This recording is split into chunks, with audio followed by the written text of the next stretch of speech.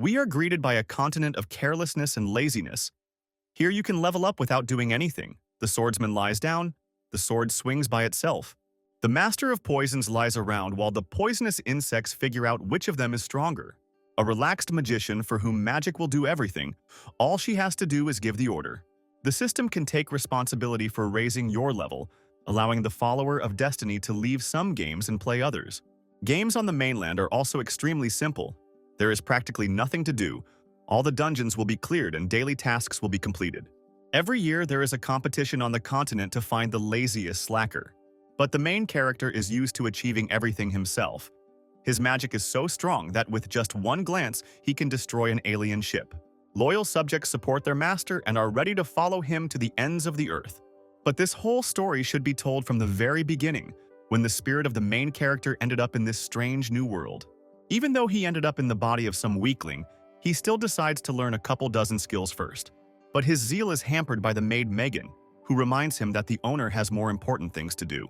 The maids do everything necessary for the master, dress him in clothes, fasten his belt, and feed him with a spoon.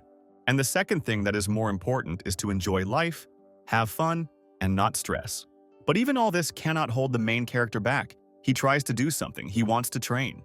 Megan doesn't understand her master because he can do nothing at all, so what's the point of all this training?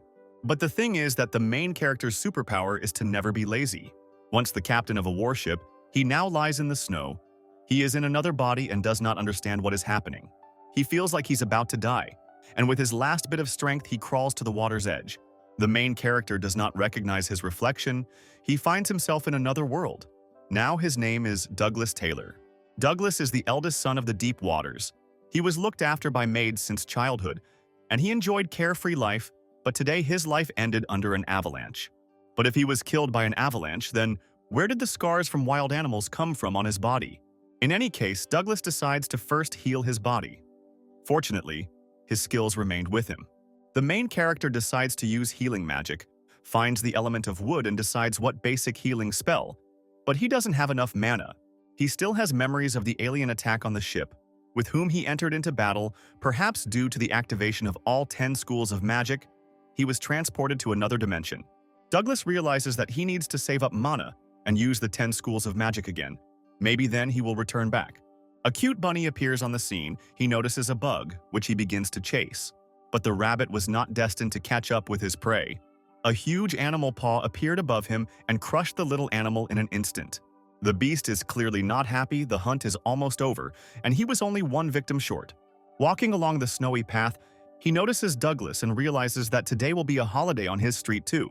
Meanwhile, the main character caught a fish in the ice hole and healed all his wounds, and he only had 1,000 mana points left. He would have had to spend another half of the points to fry the fish, so he decided to eat it raw. At the moment when the hero decides to feast on his prey, a huge monster with an axe is already looming over him in the air behind him. Mr. Taylor manages to notice the enemy out of the corner of his eye, turns around, and fights him off with his fishtail. The monster freezes in confusion as to how its prey was so fast. It's simply incredible. Douglas is in shock. He was lucky that while fishing he used wind magic, which increased his agility. There is a splash, and the hero is left alone. A huge monster, as if he had dissolved into thin air. In fact, the monster has turned into a small animal and is running away. He must return to the demon world and report the intruder to the elders. Mr. Taylor thinks that monsters similar to his rival could have left the same wounds on his body, and realizes that he needs to find shelter. He remembers that the maids are waiting for him at the foot of the mountain. He needs to meet them and go home. But first, Douglas activates the metal element, which affects physical damage. This can happen if someone decides to attack him. The metal element is activated by 10% and will help the hero open the bare body skill, which increases strength and endurance. At the same time, on the mountainside, the maid Megan checks the time and thinks that Rudolph has already eaten his fill and returned to the demon world. She announces that the matter is over and says that the story of how her master died in an accident must be told. Megan looks at the snowdrift where Emma and Amber are rolling around laughing, wondering what they are looking at that made them laugh so much. Turning around, they tell her that they are rewatching their master being killed. In the video, Douglas runs from the monster with other people and tearfully begs his maids to come to his aid and save him. The servants feel a little sorry for Douglas because they raised him from childhood. But if they had not sold him, they themselves would have been killed. The main character lies on a cliff. The snow beneath him has turned a dark crimson color. He still asks for help. He does not have the strength to fight a mid-level demon. On the phone, they see their master flying off the cliff, and at the same moment, a familiar voice calls out to them. Their master, in good health and unharmed, stands before them and orders them to return home together. 1,000 years ago, demons seized power on the continent and enslaved the rest of the people, calling them lazy. The lazier the creature, the higher its level, and the more delicious it seemed to the demons. The task for low-level demons became to raise lazy people and present them as gifts to mid-level demons. After a mid-level demon eats a lazy person, the news will announce an accident, be it a tsunami, avalanche, or hurricane that accidentally killed the lazy person. The higher demons pretended to be gods, forcing people to become lazy, and every year they choose a few of them, declaring them priests. In fact, they eat them. The servants of the Deep Water family were supposed to feed their master to the demon, but there was a small mistake, and now they are all returning home together. While Douglas sits at the table and is dissatisfied with his food, thoughts are spinning in the heads of the servants about how he managed to escape and why he, upon returning, looks stronger than before. Amber suggests to the owner to walk up the mountain again tomorrow. Their only chance to survive is to ask the demon Rudolph to come back for Douglas.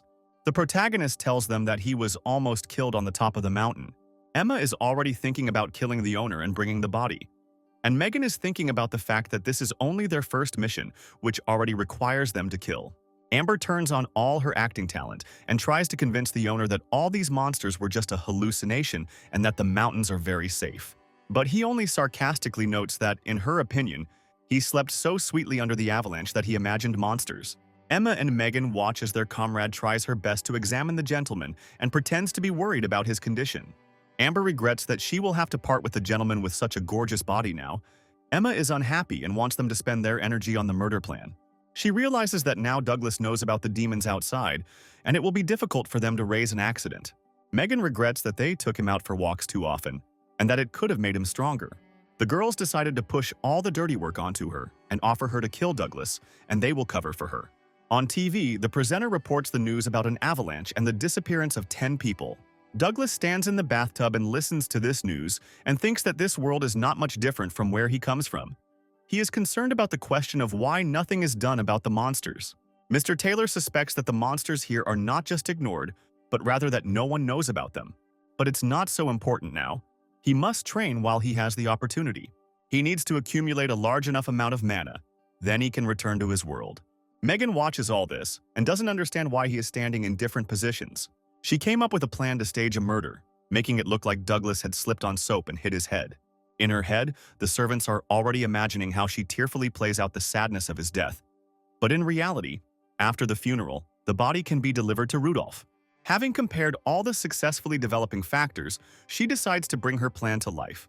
Saying goodbye to her master, she throws a slippery piece of soap at his feet, on which he successfully slips. Flying down, Douglas panics. He is too strong now. If he falls, he can destroy the whole house, so he decides to direct the energy to his legs. The hero noticed an open window and flew straight out of it backwards, at the moment when a joyful Megan was standing under the window. Upon landing, Douglas feels some strange object underneath him. Rising from the ground, he turns back and is horrified by the sight he sees. His maid lies face down on the ground. A bloody trail has already formed under her head. The situation is dire. He crushed the unfortunate girl with his body. Douglas channeled too much mana into the metal element, which made his body too powerful. He needs to redistribute mana into the element of wood and the ability to return the spirit. These manipulations required a large supply of mana. And once again, we have a weakling in front of us. But now the most important thing is to save Megan. The hero directs all his energy into her. The spirit returns to the body of the unfortunate girl. She woke up and took a deep breath, as if she had woken up from a long sleep. The girl is still too weak, but the main thing is that her spirit is in place. Douglas has spent too much energy and he needs to rest. Throwing Megan over his shoulder, he decides to take her to his room. If the girl is found lying on the street, he will be in trouble. Amber and Emma received a parcel with a cake from Yasmin. They are worried that their comrade has been gone for a long time. At the same time, they notice a light on in the master's room. Emma is worried. The master's father should return soon, and they have little time left. When they open the box, they see a cake with a note for Douglas from Yasmin Dustins. The girls decide to add poison to the dessert. His fiancée sent this sweet. It could play into the hands of the maid's plans. All you need to do is add one ingredient, a pinch of a special powder, and Douglas will be deader than a corpse. Mr. Taylor made his way to his bedroom and laid Megan under the covers so no one would notice her. He freezes in horror, and behind him he hears the voice of his maid Emma, calling him to try dessert. Douglas orders to leave it near the door. Emma says that the cake is from his fiancée. If he doesn't eat it, Yasmin will break off their engagement. Taking the plate in his hand, he immediately felt that the food contained a very strong poison. But that didn't stop him. Douglas sent the entire dessert into his mouth. His fearlessness lies in his second skill of the wood element, which allows him to break down any poison. Using purification, he broke down and absorbed the poison, which only increased the amount of his mana. Emma quietly looks into the room. She does not hear anything and hopes to see the owner's corpse in the room. Douglas abruptly opens the door and asks if there is another piece, as the maid falls to the floor. She doesn't understand why he's still alive and rushes into the kitchen for another piece of cake. Emma underestimated him. Perhaps the girl added too small a dosage. In her opinion, the poison only affected his muscles, which is why he changed in appearance. But there is still poison left in the cake. It should not leave any noticeable traces. You need to add even more poison. As quickly as possible, she brought the sweet to the gentleman. In 1 second, there was nothing left on the plate, and Douglas asked for more. After a couple more runs like this, there's one last piece of cake left. Emma uses all the poison she has left. She'll show what insects are capable of. She thinks that even if this piece doesn't finish him off, she herself will die. Seeing Douglas happily finishing the last poison piece, the girl falls to the floor unconscious. Mr. Taylor doesn't understand what's going on with his maids. Maybe Emma is too tired running around for cake. In his opinion, she could have simply said that she was tired, and he could have gone and gotten himself some dessert. He needed more strength to regain his spirit, until he decided to carry the girl to the bed. He wants the maids to stop mutilating themselves, while Emma's antennae are already sticking out from under the blanket in addition to Megan's ears. Amber decides to check how things are going with her friends, to see if they have killed him yet. Looking into the room, she decides to ask in her sweet and calm voice if her owner is sleeping. Walking further into the room, she stops, and she and Douglas look at each other in silence, completely bewildered. Amber's eyes widen in surprise. She has no idea where the master's muscles have gone. The girl tries hard to understand what happened. Perhaps her comrades exhausted him to such a state. Perhaps he is still alive only thanks to his dragon power. The maid even regrets that the girls didn't invite her.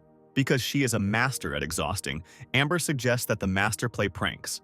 Once feared even by succubi, she confidently heads towards Douglas's bed, but trips over a plate on the floor and flies headfirst into the foot of the bed.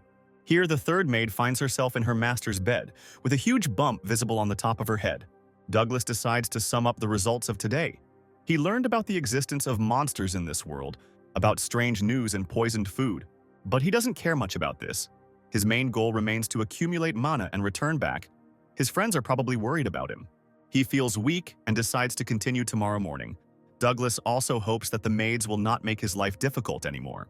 Looking at the sleeping maids, he realizes that in 20 years of service on the ship, he has managed to forget what girls look like. He has the opportunity to observe them up close. They have no beard, soft hair, and smooth, delicate skin. He compares them to the crew on his ship. Unlike them, the girls are pure, beautiful, but at the same time they look so fragile. He crawls under the blanket with the maids and decides to enjoy this moment because from tomorrow he will start avoiding them. It's morning. Mrs. Yasmin has arrived at the mansion and is met by Douglas's father. The father says that, having returned from the mountains, his son was too tired. And Yasmin, listening to this, understands how respectfully the father treats his son. But she is clearly not in the best mood because his fiancé has arrived on the doorstep and he cannot crawl out of bed. To this, the head of the family only smiles and decides to assume that this happened due to the excitement and anticipation of his Yasmin. Father happily decides to inform Douglas about the arrival of an important guest. But when he entered the room, he saw his son in bed, surrounded by his maids. Dad froze from such shock. He does not understand what his son did. Quickly slamming the door behind him, the father tries to distract Mrs. Yasmin with tea. Зрение, поскольку его сын занят в данный момент. She apologizes for not sending them a letter so that the Deepwater family would not be left wondering about the true reasons for her presence here. After all, she is not here to drink tea. The lady has arrived here to break off the engagement. Yasmin Dustines is the daughter, the fifth most influential of the family on the entire continent. The previous owner of Douglas's body courted her for a long time so that he would be allowed to marry her. The head of the family tries to find out what his son did. to which the fox notes that there are many such weaklings and she doesn't need Douglas. She informs him that she has a meeting with the Darkar family today and asks if he is going to dissuade her. But to her surprise, her fiancé's hands stick out of the room, start to escort her out and wish her a good journey. The father is horrified. He thinks that his son has gone crazy and tries to justify him, saying that Douglas is delirious. The fox begins to say in a seductive tone how impudent Mr. Taylor is, speaking like that to his mistress. Douglas clearly doesn't like her speech. He doesn't understand how the previous owner of the body tolerated it and just wants to get her out of here quickly. He decides to spite her by ending their relationship and abruptly pushes the girl against the wall. The main character starts saying nasty things about the dog-like Kazakh women and threatens to lick Yasmin if she doesn't leave. Mrs. Dustines does not understand what is happening to her once beloved, while Douglas's father rushes from the spot and hits his son on the head with a vase. But his son manages to grab the vase with one hand, simultaneously pouring water from it right onto Yasmin's head. The girl stands wet from head to toe and listens to her relatives quarreling and trying to figure out who is to blame. The head of the family tries to make amends, wants the maids to bring the mistress clothes and prepare something as an apology. But Douglas interrupts his father and suggests that instead of chasing away the servants, he take on the cooking himself. As she removes plant petals from her head, Yasmin wonders why her betrothed decides to cook the food himself. She is offended and will not fall for the bribe of food. She has decided not to marry him. She needs to wash herself and leave here. Taking into account the past cooking experience of his maids, Douglas suggests that from now on he will cook in the house, and he has set a whole table for the mistress. Now the fox is completely confused before her chosen one mixed all the food in a blender and then ate everything that came out. He doesn't look like himself at all. She can barely hold back the drool in her mouth. The dishes that Douglas has prepared for her look so delicious. He invites her to try his culinary creations, but to be careful because the food is still hot. The fox decides to give his cooking a chance since he cooked all day, so she will try. Having tasted this food, she is wildly delighted. She has not experienced such a rich taste for a long time. Despite all her bickering, she emptied the plates on the table one after another. Douglas doesn't like this because at first she refused, and now she's been eating for 3 hours without stopping, so it looks like there won't be anything left for his maids. After taking another bite of meat, Yasmin explains that she decided to break off the engagement because of his frequent walks with the maids. Because if he walks a lot, it lowers his level. She would rather have a life where they sit at home all day and eat tasty things. But the protagonist can no longer see her eating food without stopping and taking away trays with the remaining dishes and carrying them to the maids. Yasmin is unhappy with this turn of events. Mrs. Dustines does not understand why the guy who once ran after her treats the maids so well. Entering the room, the fox was taken aback. 3 sleeping maids were sprawled on the bed, and Douglas calmly explained that they had been playing all evening yesterday, and perhaps the girls would be very hungry in the morning. Her eyes wide with anger, she asks if Mr. Taylor is sure he doesn't want to take her out.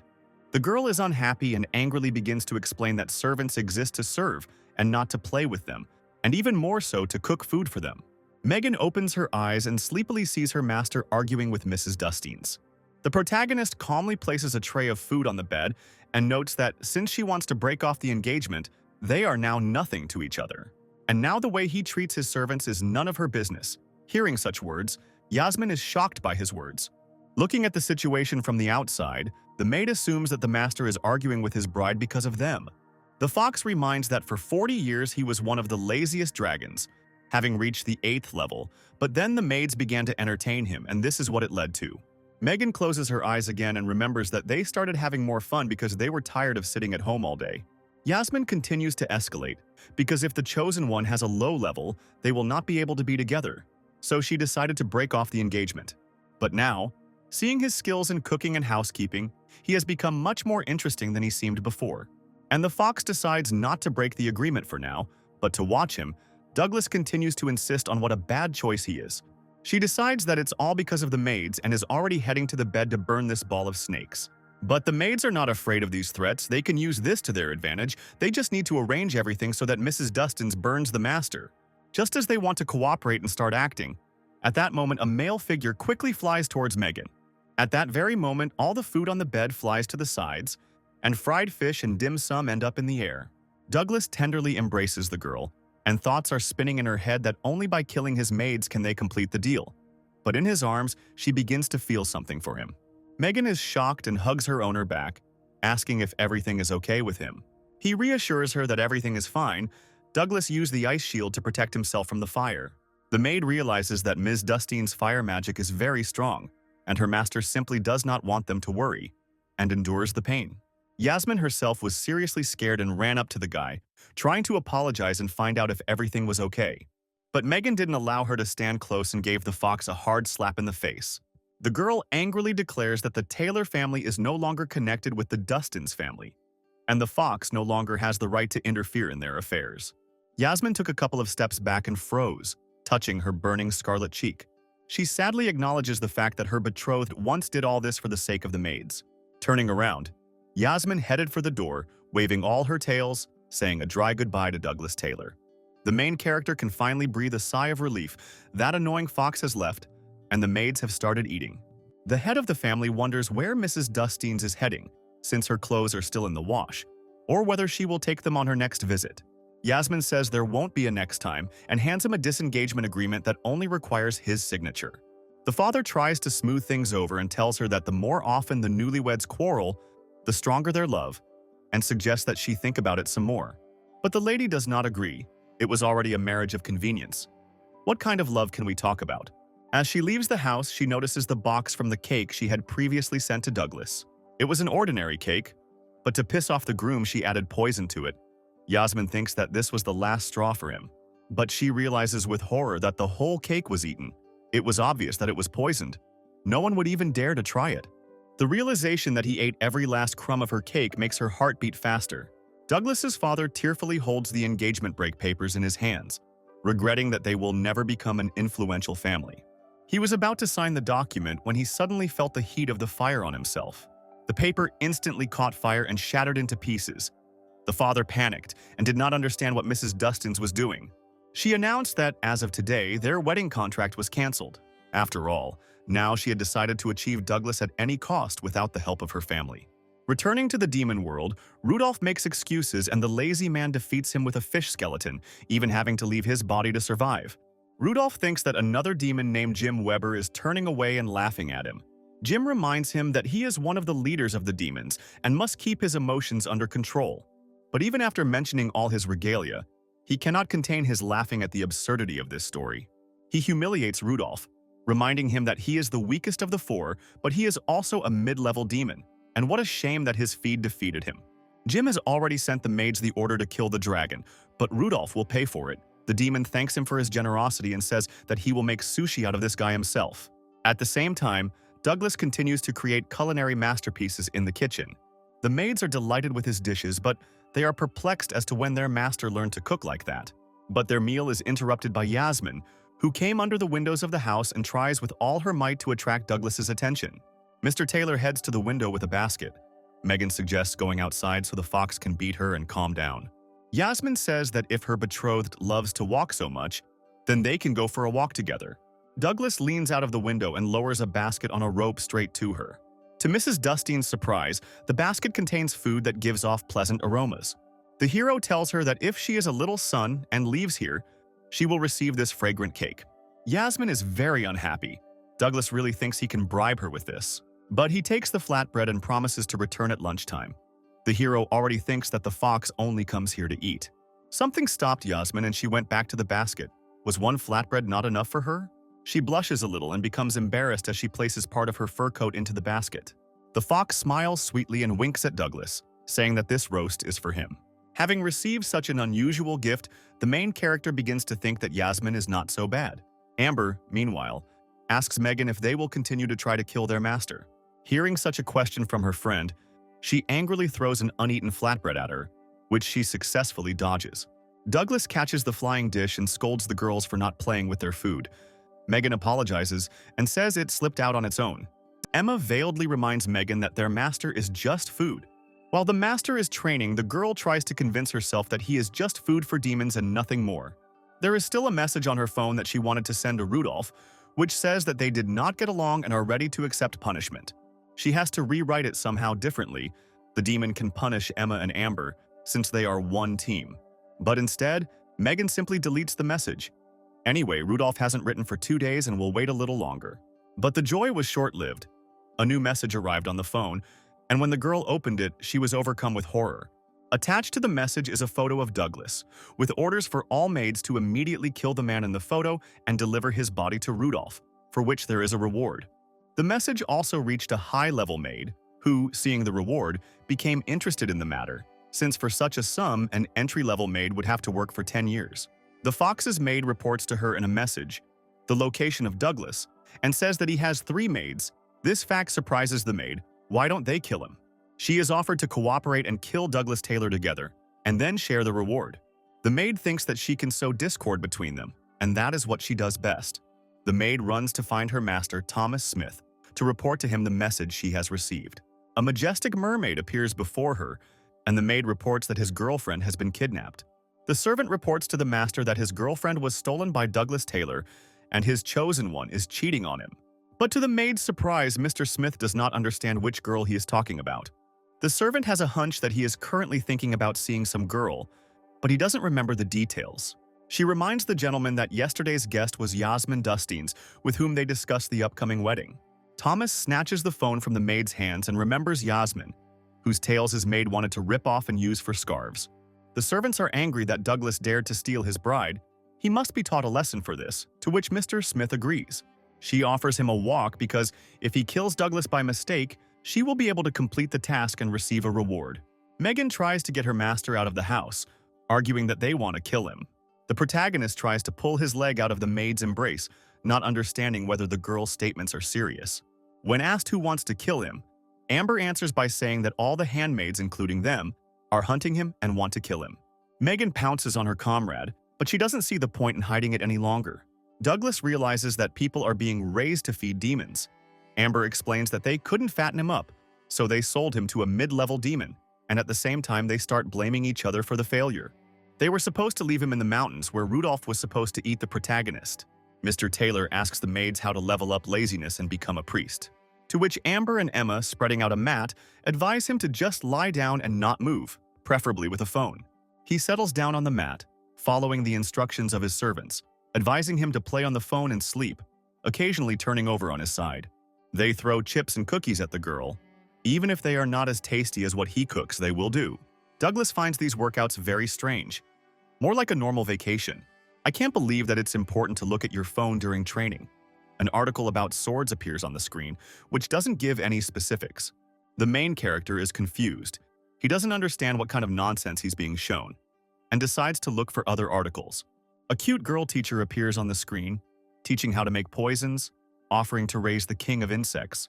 She demonstrates how dropping a toxin into a bowl with several insects reveals the master bug. And taking the beetle in her hand, she presents it as the king of insects. This video also did not suit the gentleman's taste. Douglas asks Megan if there is anything useful here. She recommends that he search for 999 Lazy Contest. The channel shows the winner of the lazy people, who is applauded by all the viewers and called the champion. The protagonist cannot believe the logic that the lazier you are, the higher your level. Megan confirms this theory and reminds that his level dropped from 8th to 4th. The maid says that all his colleagues have received messages about the hunt for him and advises him to run away from here. But Douglas is in no hurry and wonders what will happen to his servants if he leaves.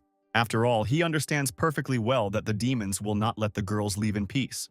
Megan looks down at the floor and asks her owner if he's mad at them for trying to kill him. The main character doesn't hold a grudge against them. They were just following orders. He finds it more funny when they try. Amber understands why Megan liked Douglas so much, and Emma wonders what they should do now that the hunt has been announced, and the other handmaids will soon be here. A plan was hatched in Mr. Taylor's head.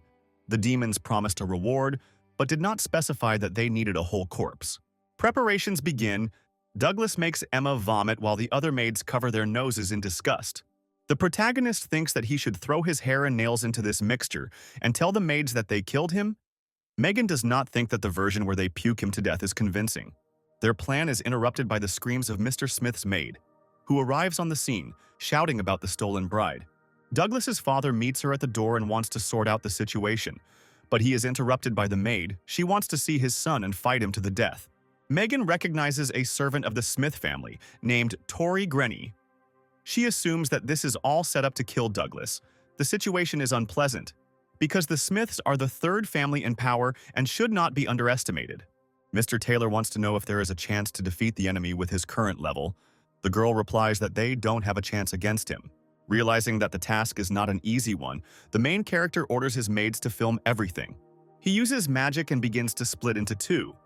Amber is surprised by the appearance of a second owner, but it turns out that this is just a clone, who, according to the plan, will have to be killed by Mr. Smith's lightning, and then his servants will have to take the prepared mixture to the demons as evidence. Tori continues to scream and challenge the son of the deep waters to a duel, while his father begs for mercy for his child. Finally, her victim appears before her, for the murder of which she is entitled to a huge reward. She can't believe her eyes and tries to calm down his father, who is shouting at his son to run away. Douglas Taylor bows before her and calmly says that he has come to die. The maid does not understand such calmness of the enemy, while the head of the family is still trying to beg her forgiveness. And the main character deliberately attracts her attention, asking why she hasn't finished him off yet. Mr. Smith doesn't want to fight the boy because he looks too weak, but Tori is sure that the enemy is pretending on purpose. While the clone stands peacefully and repeats memorized phrases, Douglas commands Megan to help piss off Mr. Smith. Megan also has a dislike for Thomas. He is a scoundrel, and she knows how many maids committed suicide because of him. Finally, the clone control skill was activated, and they can shout through it. The clone shouts out what a womanizer and a dog Thomas is. Tori finds his statements funny. He's just jealous of her owner, who has a higher level of laziness and more than enough girls. Megan continues to rage at Thomas through the clone, but is intercepted by Emma. The clone says in a calm tone that Mr. Smith is finished and has a small dick. This hurts Mr. Thomas's pride, because he starts shooting his lightning bolts in all directions, asking him where he found out about this. Breaking out of his shell, he stands up to his full height, threatening to kill everyone here. All the accomplices look at Emma, who tries to justify herself by saying that she didn't mean it, but simply planned to piss him off. But it doesn't matter anymore because their plan succeeded. Thomas flies towards Douglas's clone, trying to incinerate him. Lightning flashes near the duplicate. After such a blow, it should turn to dust. At the same time, Yasmin is trying to get out. She was locked in the house as a security measure, but on her phone, she saw a broadcast of how they are trying to kill Douglas. The girl assumes that Thomas went to take revenge on her chosen one for the fact that she refused him yesterday. She realizes that the Smith family is very powerful and she needs to go to help Douglas. After the lightning storm and all the wrath that was brought down on the clone, he stands unharmed without a single scratch. Tori and Thomas stand there, not understanding how this could have happened, why their opponent is still alive. The guys, watching from behind the bushes, also do not understand why their plan did not work. Suddenly, Mr. Smith begins to cover his mouth with his hand and cough up blood. He begins to faint but is caught by his excited maid. Douglas still deep down hopes for another attempt from Thomas to incinerate his clone. Amber wonders what they will do now, since the clone is unharmed. Douglas, of course, can simply blow it up, but this will arouse suspicion. The maid suggests pretending to be mortally wounded, but Emma doesn't think they'll believe her. The clone bends down and says that his organs failed from the lightning bolt, and it is an honor to see such real power before death. Thomas offers him some last words, noting what a wonderful battle it was. He had already forgotten why they fought. Amber suggests that the owner say something last and then blow up the clone. Yasmin appears in the distance. She rushes to help. The clone says that he broke off the engagement with her, and now they are no longer connected. And with his hand on his heart, he convinces Thomas that he should die, not her. Yasmin doesn't have time to reach him, because the clone explodes and thousands of small particles rise into the air.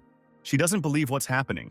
In her head, there's still a picture of them together and a desire to turn back time awakens. Douglas's father receives a message on his phone from Tori, who is sending him money for the murder of his son. He doesn't understand what money has to do with it. The head of the family is grief-stricken and does not understand how his son could leave him. Tori shows the transfer message and wants to take her son's body with her, while the father continues to tell her about how his son was the hope of the whole family. Gritting his teeth in anger, he muttered that the Smith family relied only on their own strength and thought that they could just go and kill a person. But all these speeches only lead to the fact that the head of the family wants to get even more money for his loss, to which Tori willingly agrees. At the same time, Douglas stands on the mountain. Happy that his father is playing along well, having talked to him in the morning, he decided to leave the house so as not to bring danger upon them. He tells Megan that it's high time for him to go back because he's been here too long.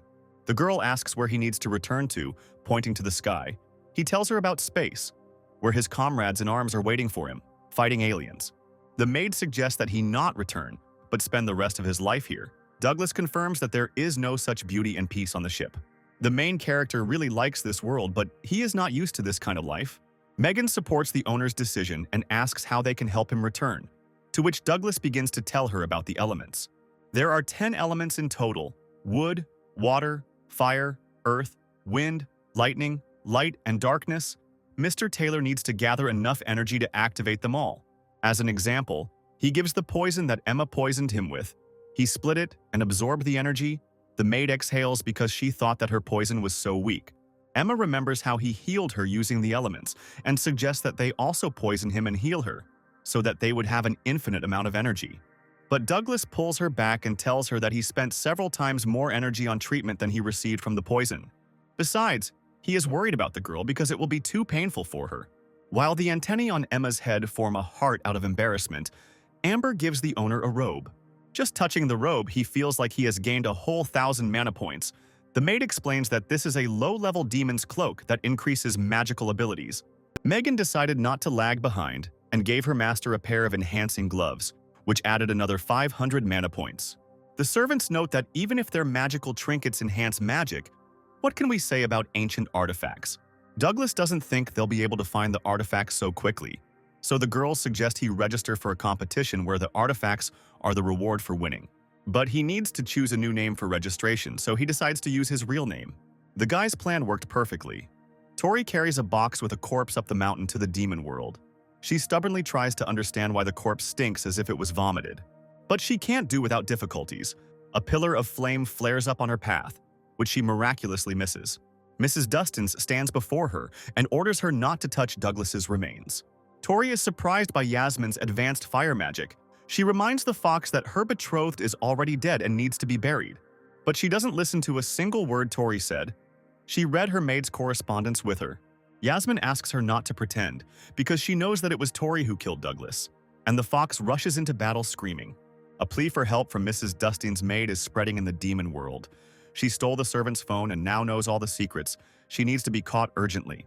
Having learned about such a threat, Jim Weber is not happy.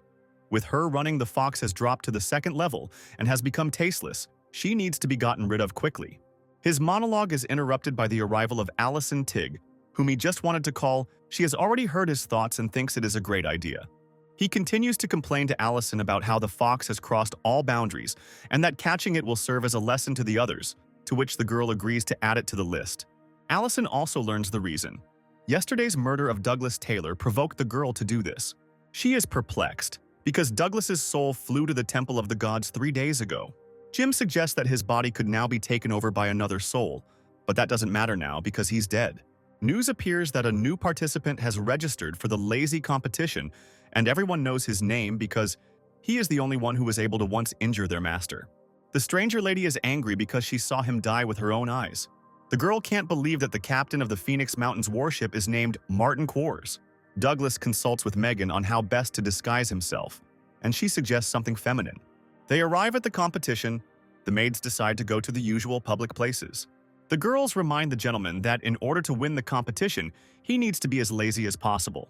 But the first difficulty on Douglas's path is not the trials, but Thomas Smith, already familiar to him, who is trying to ask him for help. Even though the hero brushes off his rival, saying that he is busy, Thomas begins to tell how his relatives sent him here to find a wife. He asks to memorize the entire list of his potential brides because he himself cannot remember them. He chose Douglas for this because he was the first one he saw.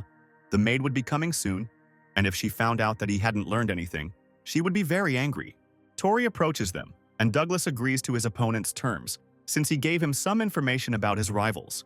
The maid asks if her master has learned everything by heart, to which she receives an affirmative answer. And in addition to everything, her master has found a friend here. She is very pleased with Mr. Thomas's success and shows him a gift, a tail suspiciously similar to one of Yasmin's tails. Drops of blood run down the tip of the tail, and the maid suggests that it be a scarf for her master. Douglas is shocked and goes to her to find out where she got it from, to which she asks in confusion if he wants one too. She finally decides to explain that this tail belongs to Yasmin Dustins. She broke the law and will be sacrificed during the opening ceremony of the competition. Without listening to Tori's speech to the end, Douglas jumps up and runs to look for Yasmin. The maid has no idea where their new acquaintance is headed. If she knew that these tails are so expensive, she would have taken a couple more. Thomas hurries her, since it is time for them to go. Thomas also wants to save Mrs. Dustins, but Tori doesn't want to let him go and tells him to sit still and watch the broadcast. Mr. Smith remembers that Douglas told him before he died that Yasmin was innocent. His maid doesn't think that anyone will listen to these arguments, much less help Yasmin stay alive. Little Mrs. Dustins was different from others from her childhood. One day, street food was sold near their house, and she asked her father to buy it, to which she received only a rude answer that Yasmin would not eat. That was commoners' crap, and that she should eat what the servants cooked for her. He even called a squad to remove people preparing ordinary food for commoners near their house. From an early age, she begins to practice fire magic, and she even has success in it. She decided to brag to her mother that with the help of the book she found a way to strengthen her magic and suggested that they try it together. But the mother only got angry and burned her daughter's book, yelling at her because she just needed to lie down. That was the only way she would become stronger. Even after growing up a little, the fox still wanted to go for a walk, for which her father only shamed her. He reminded her how many noble, lazy people there were in their family, and it was her father who forced her to marry Douglas. Looking at his profile, she can't understand how someone can like him. All he does is lie and sleep. But she is attracted to one recently taken photo of him on his account, where he and his maids are swimming on a huge turtle and describing in detail how cool it is. Just when she was happy that she was matched with a man like her father decides to break off the engagement, since Douglas's level dropped from 8 to 4. Love had no meaning for her father. You can't buy anything with it. You can only die in happiness and hunger. Now she is beaten, covered in bruises and blood. She apologizes to her dad. She holds the box and is ready to die for her love. Allison Teague reads the sentence because Miss Yasmin read books, tried to study. She is here. The judge asks her to say her last words. On air, the fox tells the truth, that they are assigned a servant who is supposed to make them lazy to be slaughtered by demons, and her lover was killed by the servant Tori of the Smith family. Listening to the broadcast, Thomas wants to ask the servants if what is said there is true, to which he receives the answer that it is all a lie. Yasmin tries to show the correspondence of the maids who were planning the murder, but all that can be heard around her are the cries of the people, thirsting for a quick reprisal. Megan breaks through the crowd, asking people to let her through. Emma doesn't understand what she's up to. Maybe she wants to save the fox. The girl does not want Yasmin to die because she risked her life to find the owner's corpse, albeit a fake one. Amber objects to her plans. No matter what they do, they can't save her now. At the top is Allison Teague, one of the most powerful demons in the world. The demoness gently takes Yasmin by the chin and says that her words will not help. They will not be able to awaken the people.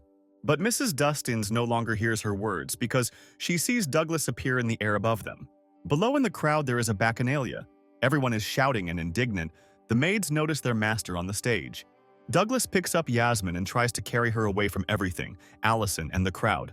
Along the way, with one touch he cuts all of the demoness's clothes, leaving her in her underwear and making small cuts on her skin. The crowd, although indignant, begins to look at her with lust. Amber reminds that Allison is a demon of seduction. Emma understands why everyone is staring at her, and she wonders how her comrade knows such details about the demon of seduction. But Amber does not want to answer such a question. Miss Tig absorbs the powers of everyone nearby. Their master definitely can't handle her. While the maid tries to shout to the master and warn him, he wants to heal Yasmin, who breaks free and wants to take the box with her lover's corpse. But the guys are caught by Allison. She didn't think that there would be another fool like Mrs. Dustins. But this will not be a problem for her. Soon she will take all his life force. While Douglas is wondering what element the enemy is using and how to counter it, Yasmin thanks him and asks him to run away from here. But he doesn't listen to the girl and decides to use all his defensive skills just in case. Allison is surprised that her opponent hasn't run away from fear yet. She directs poison at the boys, which breaks through Douglas's protective spell. The spell, having broken against the shield, only added mana to the main character because it is just poison that he can process. Allison doesn't understand why nothing is happening. She starts to think that she just missed him. But Mr. Taylor understands that he cannot scare her off now. He needs to pretend to be wounded so that she will continue her attacks. He pretends that he was wounded and that he is not feeling well. Yasmin is even scared for her savior. But surprisingly, he decides to reveal himself and says that his name is Douglas Taylor, and they all thought he was dead. Continuing the act, he revealed that he had returned from hell because they had injured Yasmin Dustins, so he had risen up and come after them. In the box, the girls are also watching the broadcast and do not understand why the girl deserved such a fate. But despite all this interesting spectacle, The main thing is not to end up in the place of the main character. Out of fear, the Poison Master even dropped the phone from her hands, from where Douglas's screams could be heard. He shouts at the enemies to attack him since they are so brave. Yasmin asks him to stop. Allison suspects that he came here from another world, while the crowd wants to drive away this psychopath who is interfering with the competition. The bodies of everyone in this world are marked with labels. The level in this world is just a number. It doesn't mean anything. A higher level only means that the lazy person is only fatter and tastier. Douglas Taylor is a low-level lazy person, but he currently has a very strong soul in his body. Allison can't fight him now because he can defeat her. She decides to also act out the scene. How she is touched by the love of the boys who want to save each other from certain death. Wiping away tears from her eyes, she decides to propose a bet. If Douglas wins the competition, she will declare Yasmin innocent. But he does not want to accept her offer. The hero only wants her to try to hit him again. His companion begs him not to agree to the bet, but he still decides to agree. But if he loses, she will kill him with her magic. Allison suspects that this is all he wants. Douglas also asks her if there is a place to wash here, and the demoness points him in the direction. He picks up the fox and carries her away. She screams and does not understand what is happening. Yasmin decides to ask if Douglas is alive, then what is in that box. He dryly replies that it is better for her not to know. They finally reach a huge blue pool, which is even bigger than the one at Mrs. Dustine's house. The main character warns that his companion may not be in a hurry, because there is no one here in the morning. Yasmin just wants him to leave here first. But Douglas doesn't understand why she's driving him away. He came here to heal her. Yasmin starts covering her cleavage out of embarrassment, and the hero urges her. They have half an hour left before the start of the competition. A voice starts playing over the loudspeaker, warning that the competition will start in 30 minutes and asking everyone to go to the exit onto the field. All participants begin to prepare because they will be broadcast on air throughout the country. On the screen, the Poison Master sees the renegades Douglas and Yasmin splashing in the pool. She wonders how they knew that the first round of the competition takes place in the water. The protagonist tries to calm the kicking fox, but he accidentally touches Mrs. Dustine's wounds, and she breaks free and flies backwards. But he manages to catch his companion, who is screaming in pain. The protagonist apologizes for being careless and promises her to be more careful. Douglas looks at the tearful girl. To return his corpse, she came all this way and almost died. He promises that he will deal with the demoness who left her with these wounds immediately after the competition. Yasmin quietly admits that the crowd did all this to her. They threw stones at her and cut off her tails. Since childhood, she did not like to sit at home, so she only reached the second level. Nobody needed her in this world, where the level of laziness decides everything. No one believed her stories about demons who raised them for slaughter. But it's easy to understand the people. For thousands of years, lazy people have been elevated to the rank of gods. Such scum as Yasmin is not needed by this society. She tearfully begs, asking Douglas not to sacrifice his life for her. But he doesn't listen to this nonsense, but simply hugs her and, pressing her to himself, says that he is the same as she. Taking her small tear-stained face in his hands, he is the first person to say that he believes her words about demons. For the first time in her life, she feels support. He will help other people to know the truth. During this time, he managed to heal the fox's wounds, and now her tails are in place. She is again the same as before. She throws herself on her savior's chest and apologizes for the fact that her father wanted to marry her off to him only so that their family would become stronger. He reassures Yasmin that they have already broken off their engagement anyway, to which the girl asks to be given the opportunity to finish her sentence. Now that her family has disowned her and she is free, the girl does not have time to finish speaking, as the first round of the competition begins. Other competitors start jumping into the water, catching this sweet couple by surprise. They get disdainful looks and questions about what they are doing in the pool so early, calling them fools who are not lazy enough. Douglas is surprised that the first stage of the competition will be held in a swimming pool, but he remembers that Yasmin wanted to tell him something, but she started coughing and spitting out the water she had swallowed. The head of the family, Locker Dustinez, comes down to them and immediately begins to ruin his daughter by saying that she has disgraced their family. The girl immediately begins to tremble with fear. Her father looks at Douglas, saying that he even liked him before. He thought that the chosen one, whom he had chosen, would not only degrade further but would also drag his daughter along with him. The only thing her father thinks her chosen one taught her was to talk nonsense. Douglas says his daughter didn't say anything like that. Loker wishes good luck to the main character because the head of the Dustin family is the judge of this competition. The other participants start laughing at the guys who angered the judge even before the competition began. But the fox remains calm and tells Douglas to try his best. He would be glad to try, but what should he do? Just sit in the water and mope? The ranking in the competition depends equally on the audience and judges. 8 participants must advance to the next round. The round that has started will end in 10 minutes, and the main character is at the very bottom of the tournament table. He does not understand what the score depends on, and the information that he was given to review was absolutely useless. In 5th place is the Purple Mage family Maggie Roberts, a level 6 poison master. She has already managed to infect the water around her. In 4th place is the Peach Heart family, Demi Legan, a vampire summoner profession, is at level 7. She holds a bloody tea party. 3rd place goes to the White Metal family, Barbara Wilson, Angel, swordswoman profession. She is at level 8. People are delighted with her. In 2nd place is the family of Jules, Tina Karam, a person, a profession, following fate, and she is on the 18th level, the girl champion of the previous competition. But the highest score in the competition now goes to Thomas Smith, an amphibian, profession magician. His laziness level is 9. He is a lazy person who can sleep even in the middle of a thunderstorm. Perhaps he is given points for his beauty. Douglas remembers a moment from his past when his teacher had to pass on the magic of his ancestors to him. He is grateful and wants to clarify what element this magic belongs to. She replies that there is no point. It's just that magic will make his skills more beautiful. He doesn't understand what the point is in that. His teacher reminds him that she is the best in her field, and therefore no one argues with her. The teacher was a role model for her students, and all because of her incredible beauty. Douglas decides to use the skill that his teacher once taught him.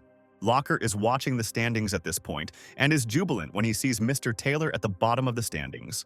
But a friend from the middle of the arena begins to shoot a bright beam of light into the sky, and all the spectators immediately turn their attention to it.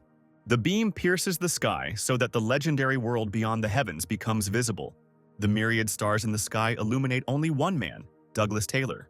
Tina freezes at what she sees, amazed by the incredible skill of her opponent. Even she couldn't do that. Yasmin's father was equally impressed, not understanding how a lazy 4th-level person could do this. He asks Douglas what this skill is, although the hero himself does not remember its name. Mr. Taylor decides to call this skill just a bunch of special effects. This skill really costs him nothing. Maggie runs up to him and starts shaking him, trying to find out what level he is, and upon learning that a level 4 lazy guy is standing in front of her, she doesn't believe him. Demi also doesn't believe the newly minted leader of the competition, how the 4th level can look like the 25th. While they are trying to blame Douglas, he understands that the main thing for everyone is to demonstrate their beautiful skills, even though they will not help them in a real fight. He still won't be able to open their eyes to the truth, but he will try to force everyone to apologize to Yasmin. The hero shouts loudly so that all the stands can hear him that he succeeded only thanks to the goddess Yasmin Dustines. He, a good-for-nothing lazybones, was able to become stronger thanks to the blessing of the goddess. She is not a scum of society, but a goddess who took pity on everyone. Hearing these words, Yasmin does not understand what is happening. But Douglas continues his eulogy. She came into the world for the sake of the people and they attacked her. The hero makes even more beautiful effects by adding rays of sparks of fire, saying that these are the tears of the goddess herself. All the people in the stadium begin to bow to the fox and ask her for forgiveness, although they believe that she is a goddess. And the girl starts her speech again about how demons raise them for slaughter. But she stops herself mid-sentence, wondering why Douglas decided to deceive everyone like that. When Yasmin learned about the secret of the demons, it was decided to publicly execute her. This means only one thing. They are not afraid that someone will reveal their secret. And there are people who also constantly help the demons maintain this lie. From her earliest childhood, Yasmin was different from everyone else. Didn't her father think it was strange? Allison was right. Ms. Dustines won't be able to wake people up because they're not sleeping. She understands that the champions have always been high-ranking lazy people. The skills of the low-ranking ones always seemed too ugly. No one paid attention to them. The girl decides to play along with Douglas and orders the people to be equal among themselves. She points to the main character, and only thanks to her he was able to use the most difficult skill, orders to vote for him, because their future depends on it. Douglas can't believe his eyes. Their skit worked, and now he's moving towards the top of the standings. The judge is not happy with this state of affairs. He raised Yasmin himself, and she is mocking him. They are deceiving them. Loker himself put marks of laziness on others, but now his voice does not decide anything. Besides, there are only 3 judges, but the other 2 will not agree on the head of the Dustines family. The second judge is China Milford, a teacher of the history of lazy people. She is an honest person and will not deliberately lower grades. The third judge turns out to be a transvestite named Orion Kosei. He will definitely support this guy. Allison pats Loker on the head and tells him to relax, as she wanted Douglas to win from the beginning. After all, according to her plan, they could easily arrange his death. The first round of the lazy competition has come to an end. The second round will begin after the draw, which will be conducted by the judges. The round starts in 2 hours, and while all participants are called to rest, Douglas suspects that a one-on-one duel awaits him next. Competitors continue to try to understand how a level 4 slacker achieved such skills. Maggie reminds them that he said it was a blessing. Tina doesn't understand why he came here if he could just enjoy his goddess. Barbara suggests that maybe he really did decide to fight for universal equality. Tina denies this, claiming that egoism is an invincible instinct. The vampire Demi decides to enter the game. She needs just a drop of his blood to learn about his past. She walked with a flying gait towards the sofa where Douglas was resting. Making her gait deliberately unsteady, she fell onto the back of the neighboring sofa. She greets the winner of the previous round and introduces herself to him as a vampire princess. He thinks to himself that she is clearly crazy. Demi strikes a seductive pose and says pitifully that she is so hungry she can't even sleep.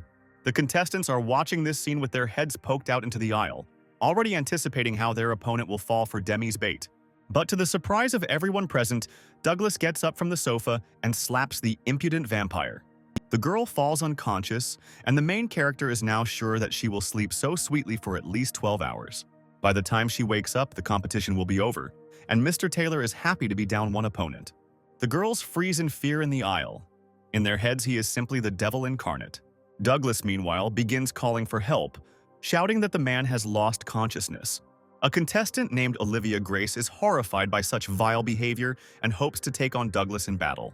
To all this noise and shouting, a worried Judge China came running. She wondered why the participants weren't resting. The contestants immediately begin to give Douglas away, telling how he hit Demi on the cheek, thereby knocking her out.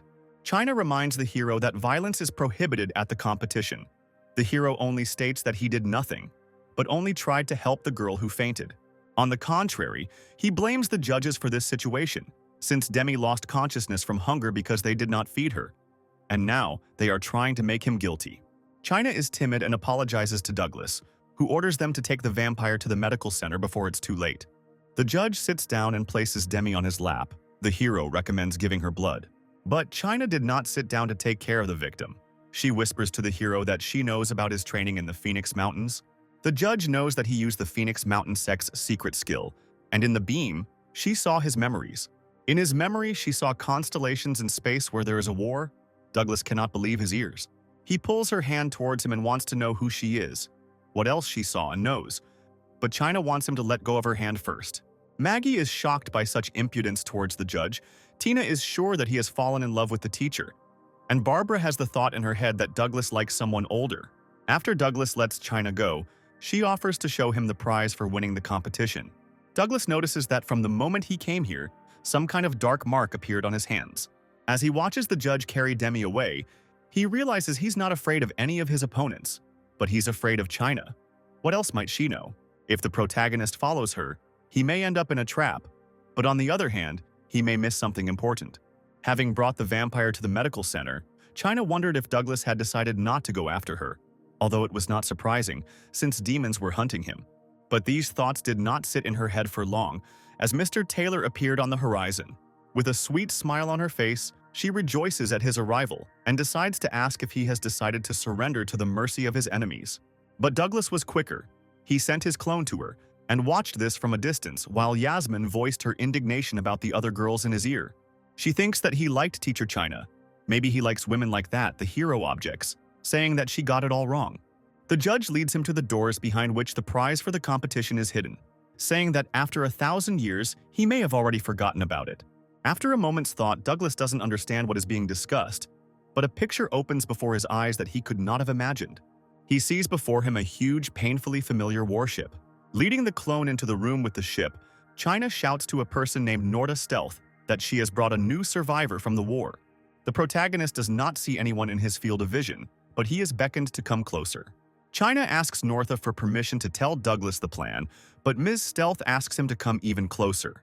Taking a couple more steps forward, the clone wants to ask a question but does not have time to do so because a spear passes right through him. Yasmin and the protagonist freeze in horror. The signal is lost.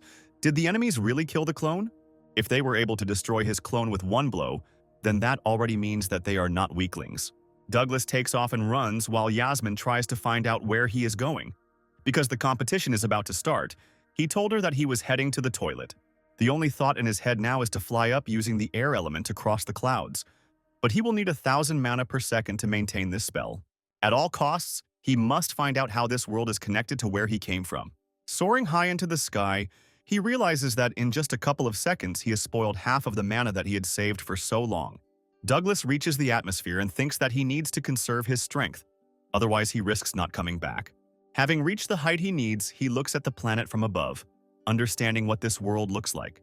The protagonist refreshes his memories from his childhood life in his past body. Douglas remembers standing at the window with other children as they were told they would be part of a battleship crew and needed to train hard. While everyone was looking at outer space, Martin decided to ask the teacher a question. It is known that every person from birth is connected with a certain element, but their fate is to train all 10 elements. Isn't this a waste of energy? The teacher confirms that his student is right and no one has yet mastered all 9 elements. But in fact, the whole point is not to become stronger. They have gone from agriculture to interstellar travel, and the universe now contains many civilizations that are stronger than them. A war between such civilizations could destroy entire star systems, and people do not know if they will be able to survive. If they are ever captured or destroyed, the current students could become the traces of their civilization and history. After analyzing all his memories, Douglas realizes that he was not transported to another world, but was thrown into another time. His shocking thoughts are interrupted by a blow to the head, to which the protagonist decides to turn around to find the object that hit him. An unfamiliar girl appears behind him, but to his surprise, he remembers her. She was the very opponent in his final battle. He sacrificed himself in order to kill him. Why is she still alive? While this question was haunting the main character, the stranger also recognized a familiar face in him. Douglas has so many questions for her, but if he doesn't return to Earth now, he will simply crash to his death. His mana has run out. The stranger thinks that her enemy has come here to fight her, but she doesn't have time to find out his true motives for being at altitude, as Douglas says goodbye to her and dives down. China asks Northa why she killed the war survivor she found. But Mrs. Stealth is not so simple. He immediately saw that there was no soul in him, and it was just an ordinary clone. China apologizes. Apparently she scared Douglas too much and now he doesn't trust them. Northa reassures her by suggesting that even if he trusted her, it's not a fact that he could help them. The judge decides that they will continue with their plan, and she and the winner will enter the palace and then transport the warriors there. Nort doesn't like the idea of moving the warriors because there might be traitors among them. China asks if he suspects her. Mrs. Stealth invites her to come closer so she can look into her soul, to which the teacher complies. Northa scanned her and found that the demons had not yet taken over her soul, but she herself could betray her. Even seeing right through people, the girl still can't trust anyone. After all, the one she trusted most in the universe disappeared exactly 1,000 years ago. The second round of the competition has begun. The opponents are divided into pairs. The winner will be the one who makes his opponent cry first. The first tournament is announced between Douglas Taylor and Demi Leon, but it is strange where these participants are. Just at the right moment, Douglas lands from the sky into the arena and is automatically declared the winner, since Demi is still sleeping. Lying on the ground, the hero understands that everything that happens here is inextricably linked with China Milford. He must definitely look at the ship again. Sitting on the stands, Loker gets angry, asking what idiot put Douglas in a pair with a vampire, to which Orion timidly says that it was his doing. Completely beside himself with anger, he shouts at his colleague that he deliberately helped the boy win. Orion brushes him off and tells him not to be so angry. Or he believes that a lower-level player cannot be worthy of winning the competition. Forcing a smile, the head of the Dustines family agrees that they must give people hope. He texts Allison to find out why Douglas is winning, to which she replies that their people will take care of him. Having read the reassurance from one of the Supreme Demonesses, he still does not understand what their version means. He will take care. While he's rummaging through his phone, Douglas hangs out on his balcony asking about the whereabouts of China's teacher, to which he quickly replies that she's in the toilet. Realizing that in front of him is a person he hates, he threatens him to stay away from his daughter. and Orion films this entire scene on his phone. Loker wants to continue to hurl insults at his enemy, but notices a dark chi mark on his arm. He tries to grab Douglas while Orion, filming, continues to comment on all of this. Maggie screams that the referee has grabbed one of the players by the hand and is running somewhere with him. Barbara thinks that her opponent wants to butter up the referee and beg for a victory. A stranger passes by, lamenting that everyone can only hope for someone's help, does not notice Maggie, and his thorn digs into her head. The girls are unhappy with such rude behavior because he didn't even apologize to the victim. Turning back, the boar laughs. He is not used to apologizing to anyone. He starts a spat with the contestants while Maggie tries to wipe the blood from her forehead. The stranger decides to tease Barbara by saying that if she drinks so much tea with milk, she will definitely get fat. But this is funny for the girl. All the calories go to her sword. The second round of the competition announces the participants Maggie Roberts and against her Levin Awas. How fortunate that they are already standing on the battlefield. Lebanon's plan failed. He failed to irritate the girls, but that doesn't matter. His main task is to prevent Douglas from winning. Loker took the protagonist away and told him that the mark on his hand was a curse that fed on malice, so Douglas could not remove it by cleansing. The mechanism of this seal is simple. The more angry people gather around him, the worse things will become for him. The judge recommends that he hide in some quiet corner where there is no one and not disturb anyone. Perhaps then he will stay alive. The hero's size suddenly decreases. Loker thinks that it was the curse that affected him, but it's simply because he has too little strength now. The rest of his mana is only enough for healing. He is constantly taking damage. At this rate, he can run out of mana and die. He needs to find it urgently. While Loker wants to send him to the hospital, he asks if there is any more water in the pool. Douglas takes off running as fast as he can while the referee shouts after him for him to stop immediately. Meanwhile, Lebanon decides to perform in the arena. He is going to tell everyone that they are complete idiots. People are indignant about how such a boor made it to the semi-finals and how he got fans. Maggie stands to the side and cries. She gives in. Lebanon holds the box with her beetles in her hands. He is only happy about her prayers, but he decides that if she doesn't cry, then it's not enough. Lebanon throws a box on the ground and crushes it with his foot. His rival has hot tears running down her cheeks and asks him to stop. But her tears are still not enough for him. The girl falls at his feet and begins to beg him. He kicks her, telling her to cry harder until the girl flies away screaming. But fortunately, Maggie is caught by Douglas. Lebanon only laughs at them and says that the girl attacked him herself, and he only defended himself. Our bully's name is Levin Ivas, and he is only 20 years old. Everyone in the Phoenix Mountains knows him. Passers-by already know his antics. Seeing how he paints the walls, they simply go to report him to the police. Everyone in this world doesn't understand him. He painted a wall on which one of the astronauts was drawn. In his opinion, they are not needed, and there are more serious problems. There is magic in their world. That's where the aliens come from? It would be better to spend the money on it. But one day he returned home and everything changed. As soon as he entered the house, he shouted to his wife from the doorway, asking what was for dinner today. The girl he lived with turned out to be a guy who had managed to prepare a whole feast before his arrival. Lebanon starts screaming that it was all a lie, even though the man who lived with him never said he was a girl. Mr. Ivas rushes to the door hoping to call his brothers and give this trance a good thrashing. His story began like most time travelers. There was an accident in which the man did not have time to break.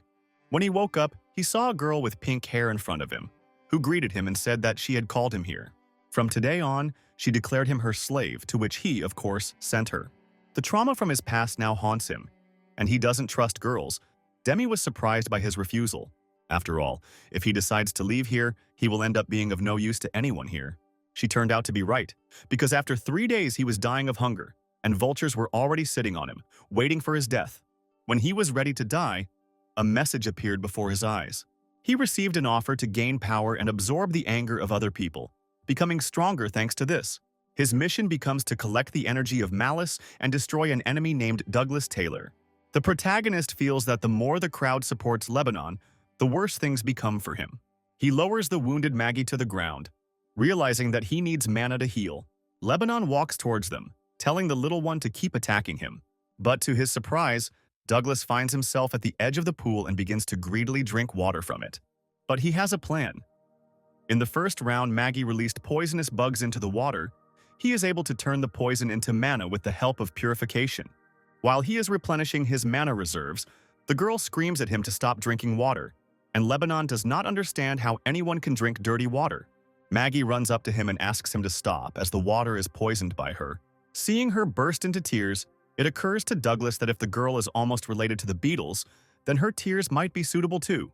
Since childhood, Maggie Roberts was on her own and afraid of nothing. She is not afraid. She has her own audience, and without people, she will not be lonely at all. She knew that someone would come who was not afraid of her poison, and who would have knowledge of all the elements. The audience sees a touching picture of Douglas wiping away the tears of the little master of poisons. The mana begins to increase at a furious speed. Everyone forgets about Lebanon and can't remember the reason why they were angry in the first place. The maids and Yasmin, who was clearly unhappy with this arrangement, arrived in time for this spectacle. The enemy does not miss perhaps to try to hurt Douglas by calling him a pervert, and the people a crowd of schoolchildren who admire the sick freak. Douglas calls the annoying boy over to him, arguing that he wants to tell him something. But Judge China stops him, reminding him that violence must not be used. She declares Levin Awis the winner of the second round and tries to lead the guys away from the battlefield. Before they could exchange a word with anyone, the teacher moved them and separated them from the outside world, saying that they had very little time left. The main character looks with curiosity at the space he finds himself in. Lebanon continues to express his dissatisfaction with what is happening, and Douglas does not understand why everyone is yelling at him. China tries to find out how. Being from the past and fighting in space, the main character does not remember him. Douglas understands that Lebanon is most likely from the same time as him, but he doesn't remember having such boors on his team. The stranger decides to introduce himself as the captain of his ship, who sacrificed his life to repel the alien attack, and his name is Levin Awis. The main character froze in ecstasy, looking at his interlocutor as if he were an idiot. China and the Presto captain begin to argue with the hero, who has already realized that Lebanon has decided to pretend to be him. But he decides not to reveal his cards, but to use it to his advantage. He greets Captain Mr. Awis. The main character begins to pour flattering speeches into his ears about how much he has heard about his greatness. The teacher is pleased that the two got along. They can take Douglas to the battle for the palace. The hero immediately wants to know what kind of palace it is. China talks about the Palace of the Gods, which is essentially a lair of demons, where the winner of the competition is fed to the demons. She adds that after the war, demons placed marks on the bodies of all living beings and made them lazy. The lazier the creature, the higher its level, the more rewards. Some time passed and the treatises on magic of previous generations were forgotten, and society turned into a gathering of lazy people. But there are still people who only pretend to be lazy. In fact, they are training and preparing to stage a coup. And now, finally, they have waited for the great hero Martin Quars, who will lead them all to reclaim the world. Douglas wants to know if weapons or any artifacts will be issued for the fight. China answers affirmatively, reminding him that he has already seen the ship. Lebanon expresses dissatisfaction, asking why he has not seen the ship yet. The main character restrains himself, not only because this boor stole his name, but he also wants to control the ship. While the false captain has turned his back on him and wants to return to the arena to stage a fight, Douglas wants to freeze him and interrogate him. China whispers in his ear that if he attacks him, the anger in Lebanon's body will consume him. He may not be a demon, but evil magic is demon magic, and they have taken control of him. The judge adds that whoever is controlling him is most likely watching everything. Douglas says that this could have been warned about in advance. He turns to the girl and introduces himself as the real Martin Quartz, wanting her to finally start trusting him. And she reminds me of the case when he sent a clone to her. Apparently he himself doesn't really trust her. She wants to help the main character, find the one who cursed him and save him. And then they will show everyone what the warriors of the past were capable of. Douglas remembers how he blew himself up along with his enemies, but his opponent was resurrected. She took over the planet and put demons in charge, and they began to breed lazy people for food. And the once great captain of the ship found himself in the body of a weakling who was about to be devoured. He doesn't even know if his teacher, coach, or the workers who were with him on the ship are still alive. His sad thoughts are interrupted by Maggie, who brings him a cup of her tears since he liked them so much. He thanks her for her concern, stroking her head, and offers to help her with any problem if necessary. Maggie, not believing her ears, wipes the tears from her eyes and raises her head, voicing her request to help her get revenge. It was an order from the head of her sect. It was 1,000 years old, because they are the strongest masters of poisons. Her sect was destroyed by demons, but she retained all their memories. She, like Douglas, tried to preserve the culture of her people after so much time.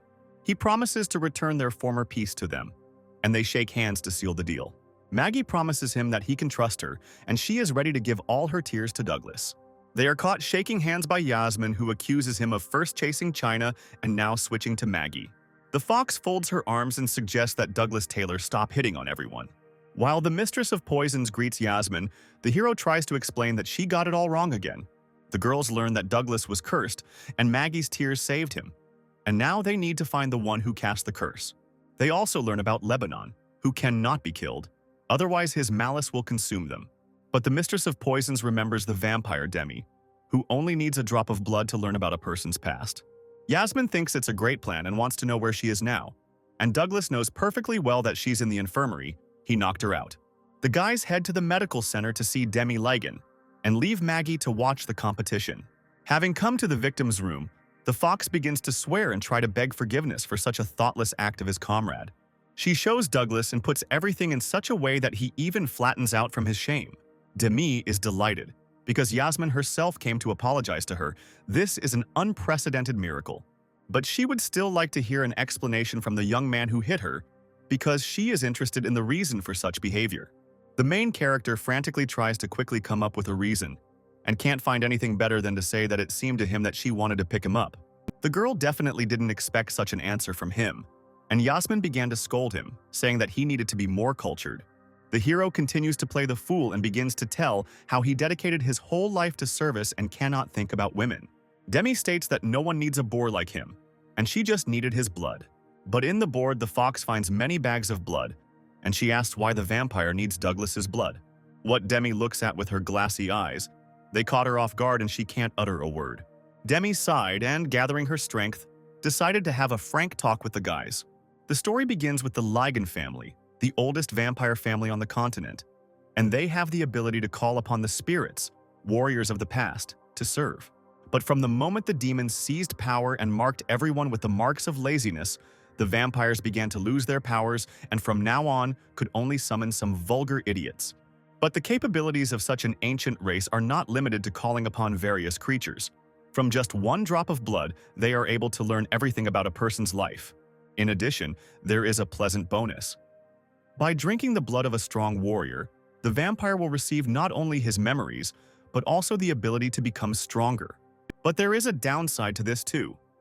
If you drink the blood of some pervert, only dirty thoughts will remain in your head. This became another reason for the decline of the once great family. For a vampire, blood is like a drug. Over time, the vampires degraded. They no longer needed warriors. Now they needed docile idiots who admired their mere existence. But Demi fundamentally disagrees with this state of affairs.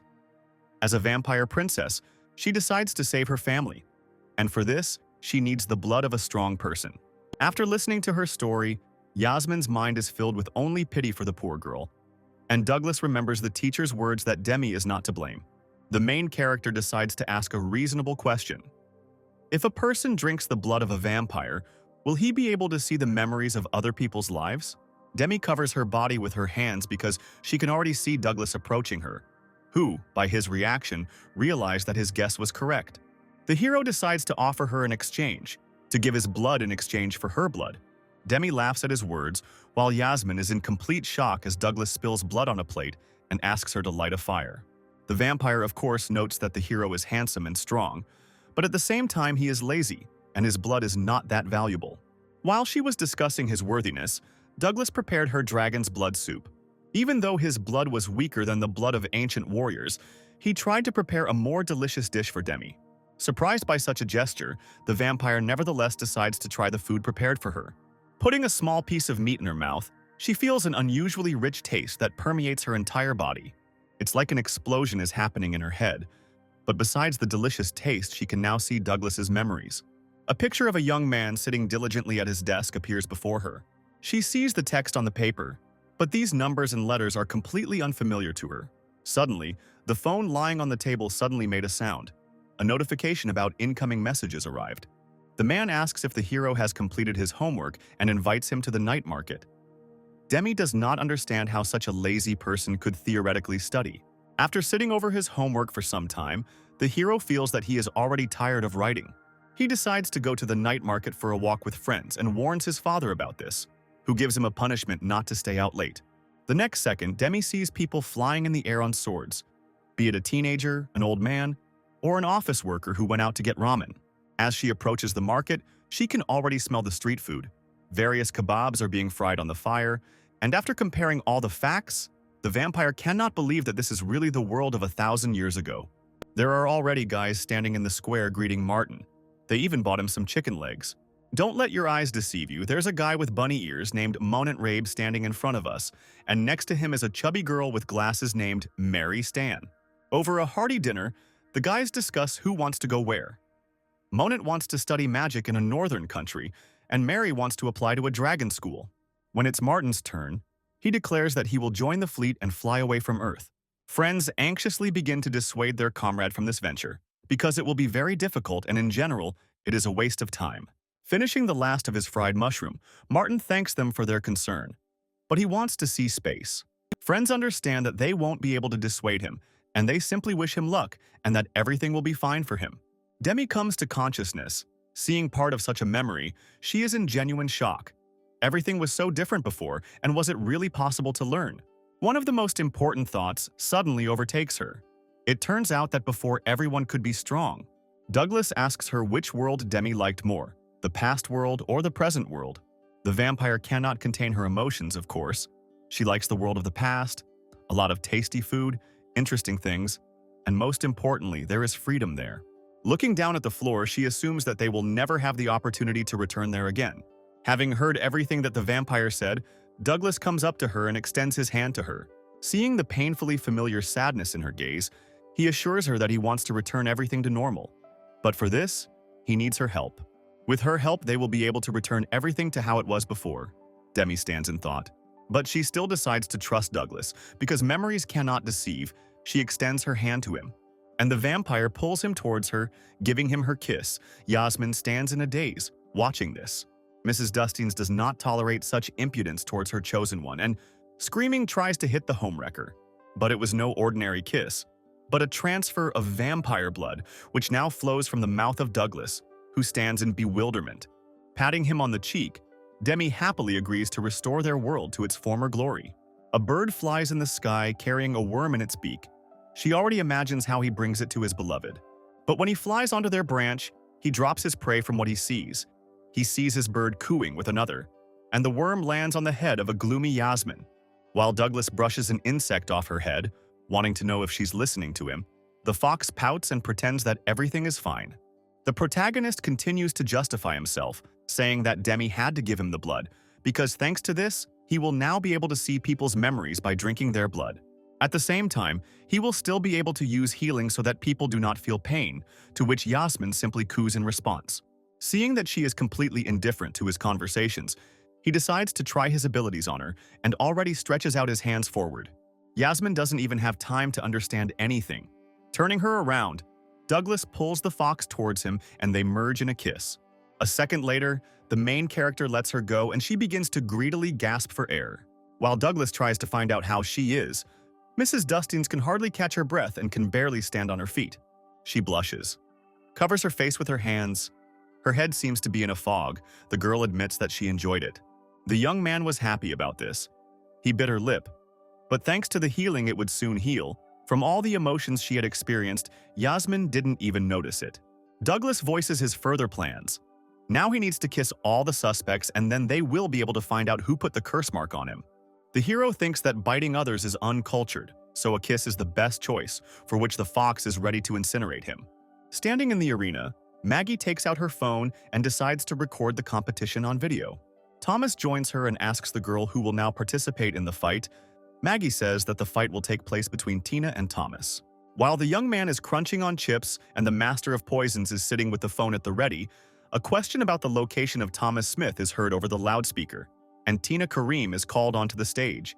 The participant enters the arena without looking up from the game on the phone and is declared the winner of the round over the loudspeaker because the second opponent has not appeared.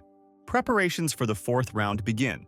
Thomas realizes that he simply forgot to go to the competition, but he doesn't really care. He offers Maggie some chips. The Master of Poisons thinks that it is unlikely that Mr. Smith could have put a curse on Douglas. While she is thinking, Thomas turns to her with a question. Turning his gaze to the arena, he wonders who drank Maggie's tears. She finds the question strange, but he replies that it was one of the competitors named Douglas Taylor. Mr. Smith thanks her for the information and, raising his hand, begins to push back the sleeve of his robe, trying to see something. His arm from elbow to wrist is covered in the names of the competitors he was trying to remember. After reading all the names, he turns to Maggie again and asks who is against whom in the next round. The announcements for the fourth fight begin, with Barbara Wilson and Audrey Hems invited to the arena. They introduce Barbara Wilson. She is the second most powerful head of the family on the mainland. She is like a fairy who has descended to Earth. Afterwards, the merits of Audrey Hems are announced. The girl is the most beautiful and calm representative of the Yin country. No one can take their eyes off her. While the crowd applauds Audrey, the girl is unhappy with the way the judges presented her. They could have done it better. Before the start, the participants must wish each other good luck, while Barbara suggests eating together after the fight, and Audrey wants a duck as fat as her opponent's breast. Calmly sipping her tea, Barbara offers her a snack, and a sword materializes behind her, on which stand jars filled with pepper. Miss Wilson went on the attack. She decided to use the pepper sword technique in the fight. The cans began to fall rapidly on Audrey. Before reaching the ground, they explode right in the air. Tongues of flame burst out and sparks fly in all directions. The judges watch all this from the balcony, holding their noses and eyes. Even they can smell the terrible smell. Thinking that the trick was in the bag, Barbara decided that she had won, since the conditions required her to make her opponent cry. But that was not the end. Audrey smoothly descends from the heights unharmed. She was able to dodge all the attacks. The enemy cannot believe her eyes. There is only one thought in her head. Was she really preparing to storm the Temple of the Gods? Audrey comes down to the ground and gently takes Barbara's hand, saying that she just loves spicy food. Miss Wilson begins to blush red from such interactions. The girl can't believe that Audrey is really like her. She finally doesn't feel lonely anymore. Moving even closer to Barbara and lowering her hands down, the rival voices won, but she doesn't like people with calluses on their palms. Moving closer to her ear, she whispers a question to her, wanting to know how long her opponent has been training. After all, to do such tricks, she would have to pretend to be lazy during the day and train at night, which is generally not a bad plan. Barbara's straw even falls out of her mouth from such statements, and at the same moment Audrey asks to try her tea. After swallowing the liquid with the tapioca ball, Audrey looks at it with disdain and says that this drink is disgusting. Unable to withstand the onslaught of her enemy, Miss Wilson swings her arm to hit the impudent girl. Audrey deftly dodges the blow, leaning back sharply, watching as the sword flies past her face. Barbara wanted to deal her a fatal blow, but she failed. She even let go of her tea, which now flies into the air in small drops and tapioca balls.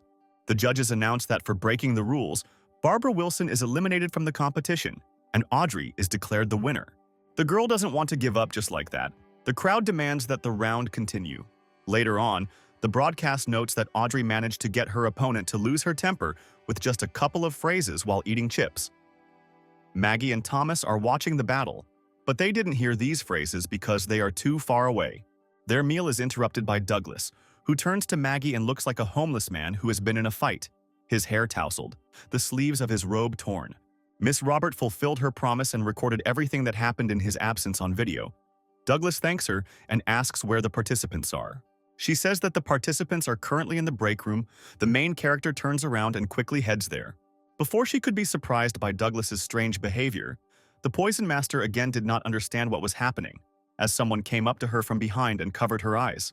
That person turned out to be Yasmin, who covered Maggie's eyes with her hand to prevent her from seeing what was about to happen. After her defeat, Barbara decides to head to the break room, grabbing a new glass of tea along the way. Tina notices her and, without being distracted from the game, wants to console her, saying that it's okay that she lost. After all, even if she won, it's not a fact that she would need the prize.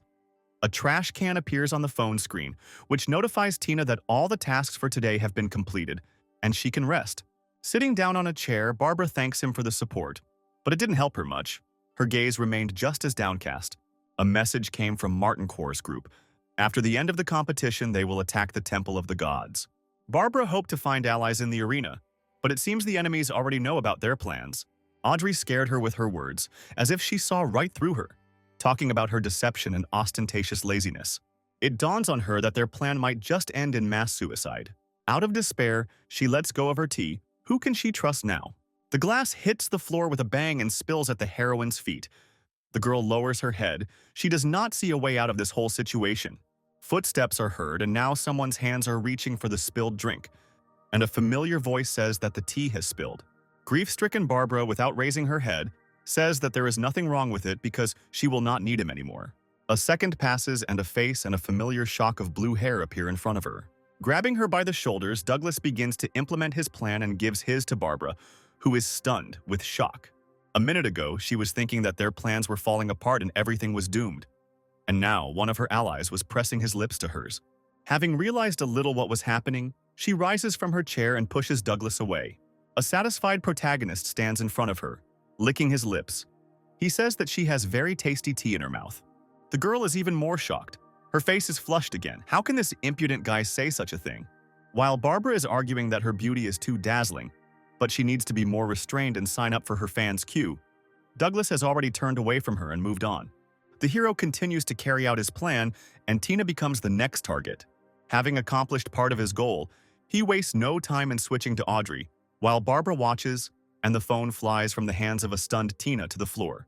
Douglas thanks everyone and tries to quickly get out of the break room, while insults about him being a pervert and a freak fly at him from behind. But Lebanon blocks his way out, and the girls shout at him not to let the shameless man go. This only plays into the hands of the main character. He jumps at full speed and bites the young man's lips. This spectacle did not go unnoticed by Thomas, Maggie, and the almost fainting Yasmin. Mr. Smith, seeing that everyone is being kissed indiscriminately, decides to clarify whether he should go too, to which he receives a sharply negative response from the girls. In a rage, a confused Lebanon yells at Douglas, not understanding what is wrong with him. But the hero no longer listens to them, and raising his hands in the air, he walks away, simply shouting that he apologizes to them. Turning around, he notes that they could go for tea together sometime later. The victims of his harassment are not ready to tolerate his ridicule and want to catch up with Douglas, who is already asking Yasmin for salvation. The fox acts quickly and shields her chosen one with her body, screaming for everyone to let him go.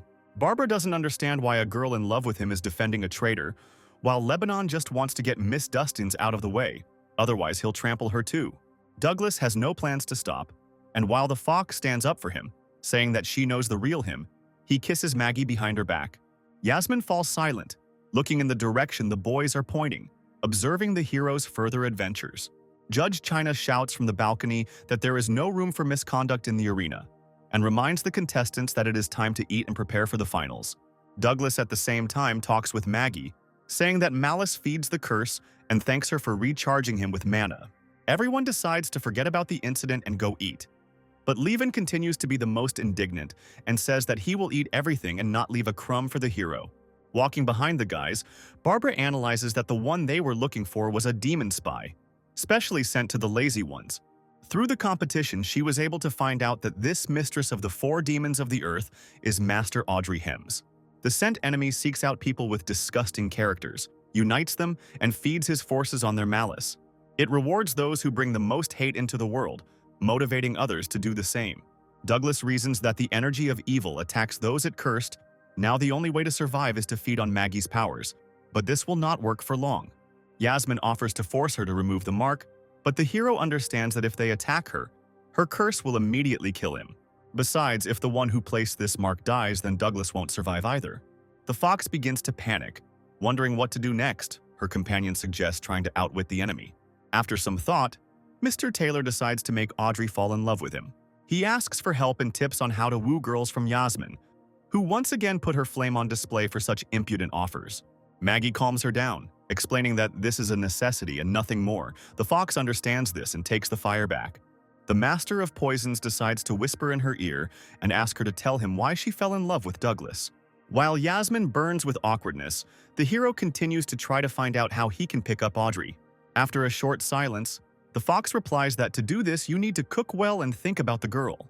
To avoid forgetting, Douglas took out a notebook and began writing down that he needed to demonstrate his cooking skills, and then show what an important role the girl played in his life. Yasmin adds that you need to believe, understand, help, and always be ready to stand up for her. He continues his notes, repeating that he needs to look at the world through her eyes and understand her, and that he needs to organize a reliable system of mutual assistance. Putting her hand on her heart, the girl sums up that he is a unique person, and no one can replace him. Douglas already considers this some kind of nonsense and does not write down her words in a notebook, because it is obvious that everyone in the world is unique. Turning away and frowning, Yasmin says that now he can go to Audrey, and the hero was just about to because the knowledge he had received was enough for him. But he does not forget to thank his companion, to which the fox makes a snorting sound in response. But he doesn't finish there, meaning that he thanks her for loving him the way he is now. Turning around, Yasmin was amazed. Hearing these words from her chosen one, the heart of the young girl began to tremble. She throws herself on his neck and begins to hug him, and asks him to repeat it. But he only replies that it is time for them to go eat. On the way, Douglas suggests that they first break the connection between the horned Lebanon and Audrey. On the plate once again lies the nutrient-rich food from the highest-level maids. One serving contains everything a lazy aristocrat needs. The head of the Dustines family asks to use the incredibly valuable dragon scale spoons and spread the food in a thin layer on his finger. They say that this is the taste that has been enjoyed by dozens of generations of lazy people. Lebanon asks everyone at the table not to leave anything for Douglas's cattle, while Tina simply decides that while everyone is eating, she will sit on the phone. Taking a spoon, Barbara expresses gratitude for the opportunity to enjoy such dishes, but at the same time she wonders if this food is any different from what she has at home. Audrey decides to add fuel to the fire by asking if such a bunch of losers are ashamed to be dining here. Barbara counters by saying that no one said that only winners could dine here. The girl understands that she must stay here as long as possible in order to contact someone from Martin Core's group in the future. As Audrey continues to eat, she smells something and the whole room is filled with the aroma of delicious food. Douglas's shout is heard, ordering everyone to stop eating the garbage that has been placed on their plates. Maggie and Yasmin help the protagonist bring in a table filled with delicious dishes. He prepared lunch for all the participants. All the guys look at him with apprehension.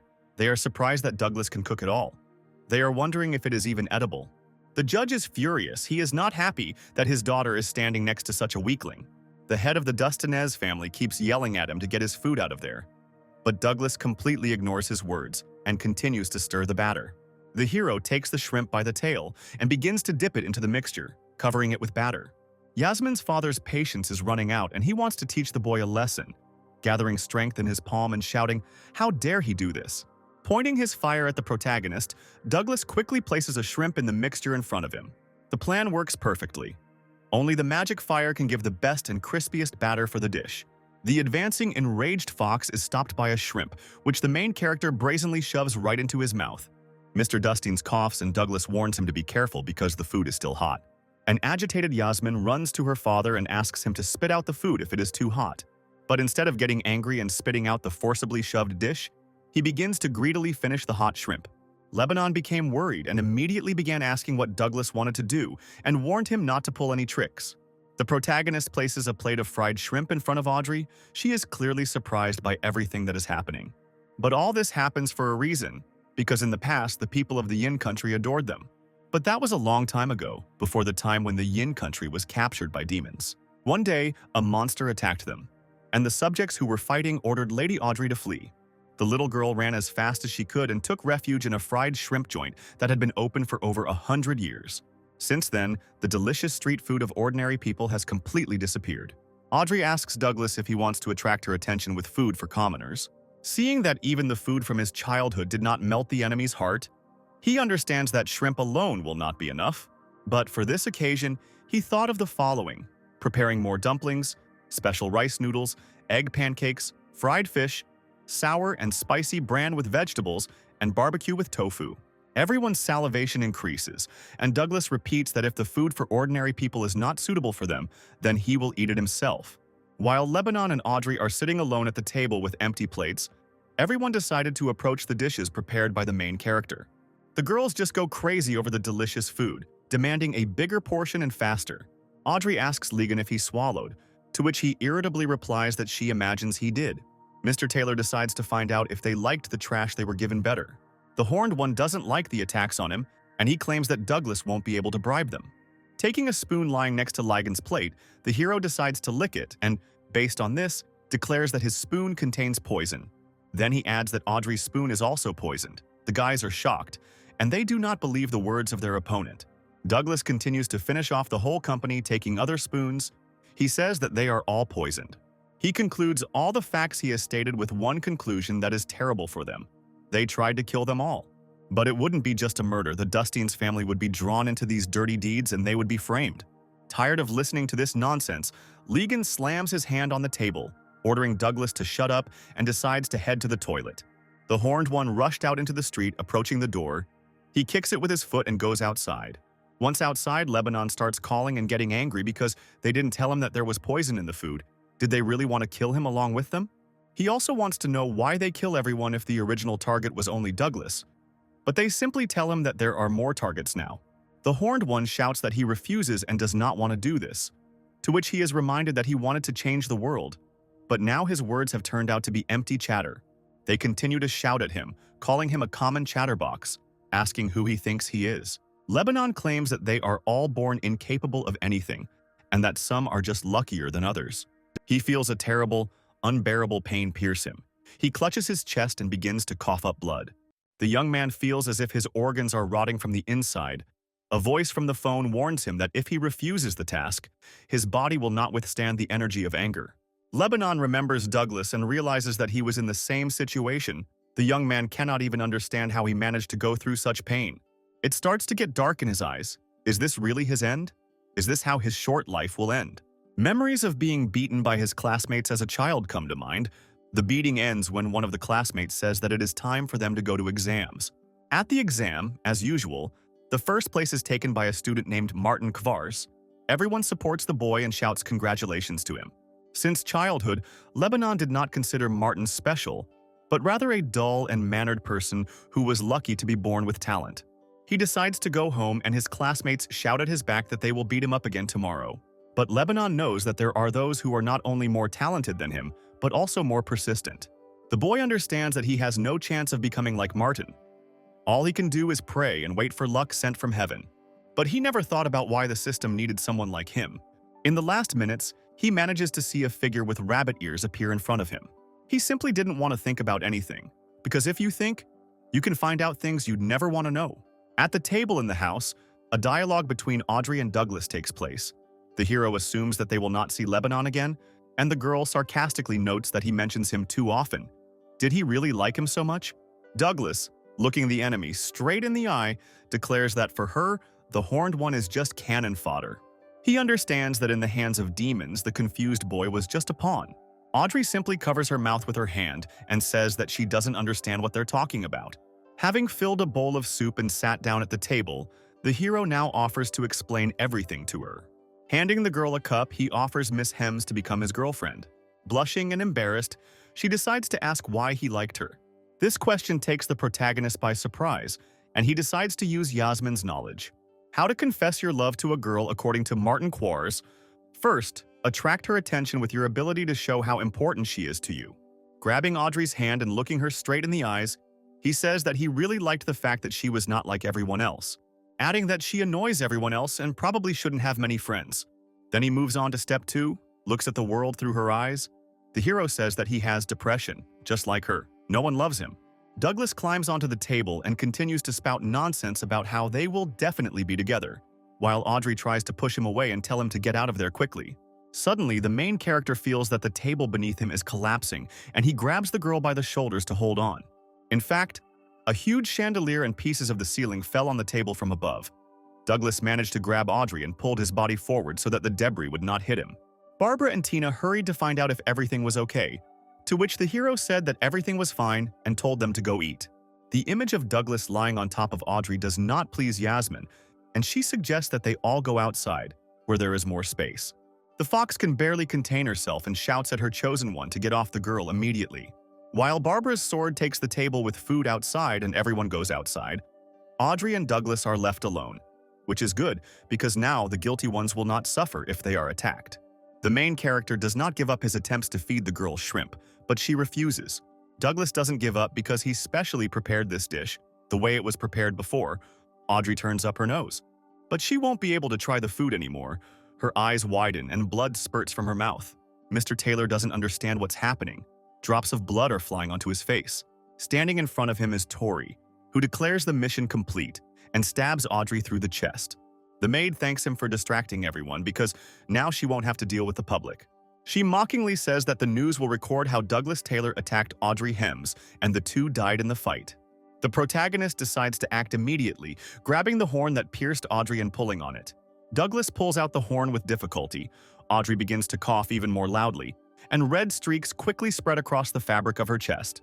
Mr. Taylor infuses the object with elemental metal to make it heavier and throws it straight at Tori's chest, the horn piercing through her. His strength was enough for the object to pass through the enemy's body and fly further, leaving a gaping hole. The horn pierces the wall behind the maid and penetrates the concrete almost completely, causing numerous cracks in the wall. Douglas grabs the falling Tori by the neck and bites her lips in fury to drink her blood. The wounded girl is in shock from everything that is happening, why everything turned out this way. The main character looks at her with detachment, without expressing any emotions. All he needs are her memories. Tori screams at the dirty pervert to leave her alone as Douglas holds her down, reminding her that she started it first. To this he adds that she is an ordinary maid, albeit a high-level one, who tried to kill the demon lord Audrey Hems. The opponent clearly did not expect such accusations and wants to know where he learned about demons. Douglas asks her a counter-question. How can a servant dare to attack her mistress? But the answer turns out to be simple, because they are bound by a seal, and if Audrey dies, then the young man will also die. Hearing this answer, Miss Hems begins to panic, wondering if the demons have decided to get rid of her. She remembers how before the competition began, she was promised that if she helped the demons kill Douglas without arousing suspicion, then they would consider the issue of liberating the country of Yin. As she bleeds, she realizes that she was just a pawn for the demons too. Adjusting her horns and thinking that the mission is complete, Tori is confident that the enemies will soon die. Just as she turns around to say goodbye to her opponents, she sees a picture of Douglas applying healing to Audrey's wounds. Warm rays of healing magic emanate from the hero's hand, and the wounds begin to heal on their own. Frozen in surprise, Tori is unable to utter a word, only watching as all her efforts go down the drain. Audrey stands there confused as Douglas continues to hold his hand on her chest and announces that as long as he is here, they will not be able to kill her. But Tori isn't going to stop there. She could have foreseen this outcome and has an extra ace up her sleeve. With a snap of her finger, she calls her comrades into the room, who immediately appear armed to the teeth. Shielding Audrey, the main character says that they need to leave here because there are too many of them. He no longer has enough strength to deal with them all. Suddenly, out of nowhere, familiar faces appear and jump on their opponents, starting to unbutton their suits and pull their ears. Amber, Emma, and Megan arrived on time, which of course was not Tori's plan. She cannot understand what these weak maids are doing here. Megan screams that they immediately realize that something was wrong here, and Amber throws her master a negligee of one of the opponents. Douglas catches him while his maid orders him to absorb the thing and replenish his powers. By absorbing a high-level maid's negligee, he gains 1,200 mana points, and using this, he resorts to the help of the wind element, delivering a quick blow to it. A swift whirlwind tears the enemy maid's clothes off, leaving them naked. Even standing outside, the guys notice that the wind has picked up from the direction of the dining room. Yasmin decides that she needs to check if everything is okay there. Tori is furious with everything that is happening. She asks Douglas's maids if they are traitors, to which she receives an affirmative answer. Although she shouldn't have been surprised by such an answer, in her opinion, only low-level maids would do such a thing, so would they really dare to challenge the entire demon world? Amber just smirks at her words, saying that among all the demons they know, none can compete with Douglas's powers. By the time she said this, the protagonist had already forced all the maids who had attacked him to flee. The girl continues to say that if he destroys all the demons, then logically he will not leave the maids alive.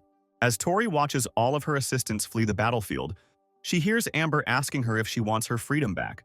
Tori receives a notification that the mission is completed and her ward has increased his laziness level to 6th, and she receives a reward and is declared a top-level servant. Megan sees this and approaches, sincerely admiring the girl. The Smith family's maid asks who she is. Megan introduces herself and explains that she only recently became a maid. She also introduces her sisters, the Beast Queen Amber Theon, and the Insect Princess Emma Flynn.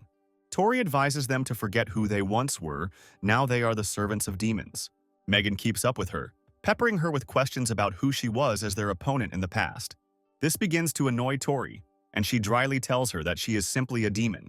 Walking away, she repeats that she is just an ordinary demon carrying out missions ordered to her. Tori looks down sadly, not understanding why she needs to remember the past. She sincerely believes that it is better to work more, save money, and spend your old age without problems. reminding the maids not to think that revolution is something noble and noble. And he adds a final thought, asking if they think they will be forgiven if they tell the lazy people the whole truth. Turning towards the exit, Tori meets a breathless Yasmin on the way, who was the first to arrive at the scene.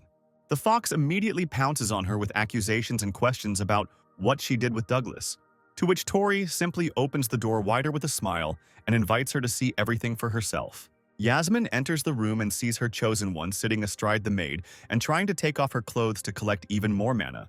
While the girl tries to suppress her anger, Barbara and Tina arrive in shock and now assume that this is the reason Douglas decided to throw everyone out on the street. When asked by the ignorant participants what he is doing, the hero holds in his hands the skirt he just took off the enemy and does not know how to explain all this to him. Megan decides to stand up for her master. She does not understand why everyone looks at him like he is a pervert.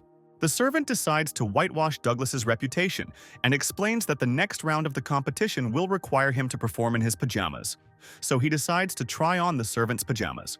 Tina still has a question for him about why he is in the women's, to which she receives the answer that Douglas wanted to check if the maids had weapons.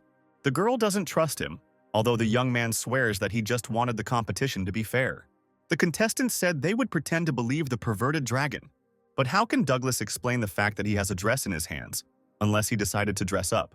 The young man simply puts on an innocent face, asking what's wrong with that. Do they mind him dressing up?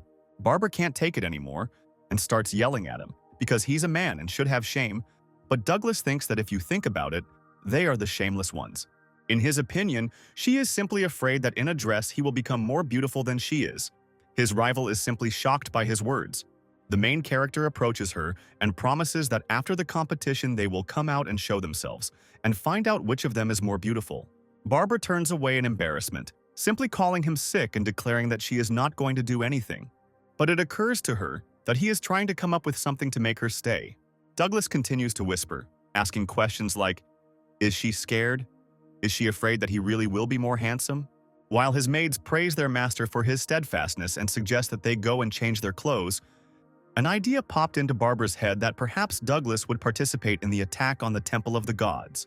These thoughts make her smile, thinking that Mr. Taylor is not such a simpleton as she thought him to be. The main character invites Audrey to go change clothes with him. The girl is embarrassed by such an offer and asks what she has to do with it. Without listening to her answers, Douglas picks her up and carries her away, continuing to talk about how he will help her take off her clothes. Barbara asks Yasmin if they will just watch all this savagery and do nothing, to which the fox simply throws up her hands. Miss Wilson simply covers her face with her hand because Douglas looks more like a pervert than a savior. The loudspeaker announces the start of the third round of the competition, and everyone is asked to gather in the arena in half an hour in their pajamas. Meanwhile, Douglas dragged Audrey into the men's room. The young man tells her not to be afraid. If they are noticed, he will just say that she is a guy. The main character asks the girl to remove the seal from him. He is the target of the demons, but they will not be able to kill him, so they will try to kill her. Audrey wants to know why he let those maids go then, because they will come back for his head. As he takes off his robe, Douglas explains that demons have a huge number of servants, so a couple of maids won't change anything. The girl turns away and listens to the hero's proposal. According to his plan, they should concentrate on the leader. They have no reason to waste time on pawns. Audrey confesses to him that the seal cannot be simply removed. It will only disappear after death. Hearing some not particularly good news, Douglas realizes that they are in trouble. He casually mentions that he will now have to protect Audrey for the rest of his life. Feeling a thrill, the girl just smiles as if he is proposing to her, calling him self-confident. She immediately tries to let him know that she has quite high demands on her other half. Turning her head, she doesn't have time to finish speaking, as Douglas appears before her in the form of an innocent girl. In ancient times, they said that true beauty is not in the body, but in the soul. Temperament, elegance, character. Douglas's aura seems simply perfect. Although he is not a woman, he is living proof that beauty is eternal. Beauty and elegance are the highest values in the Yin Kingdom, and Audrey is the leader of her people. But now she can only admit her complete defeat. She saw someone much higher than her. The girl is ashamed that this guy looks cuter than her. She says that he is worthy of taking the place of the king of the Yin country. Douglas encourages her, saying that appearance depends a lot on clothes, that's all. He takes the pajamas, approaches Audrey, and offers her to change because the competition will start soon.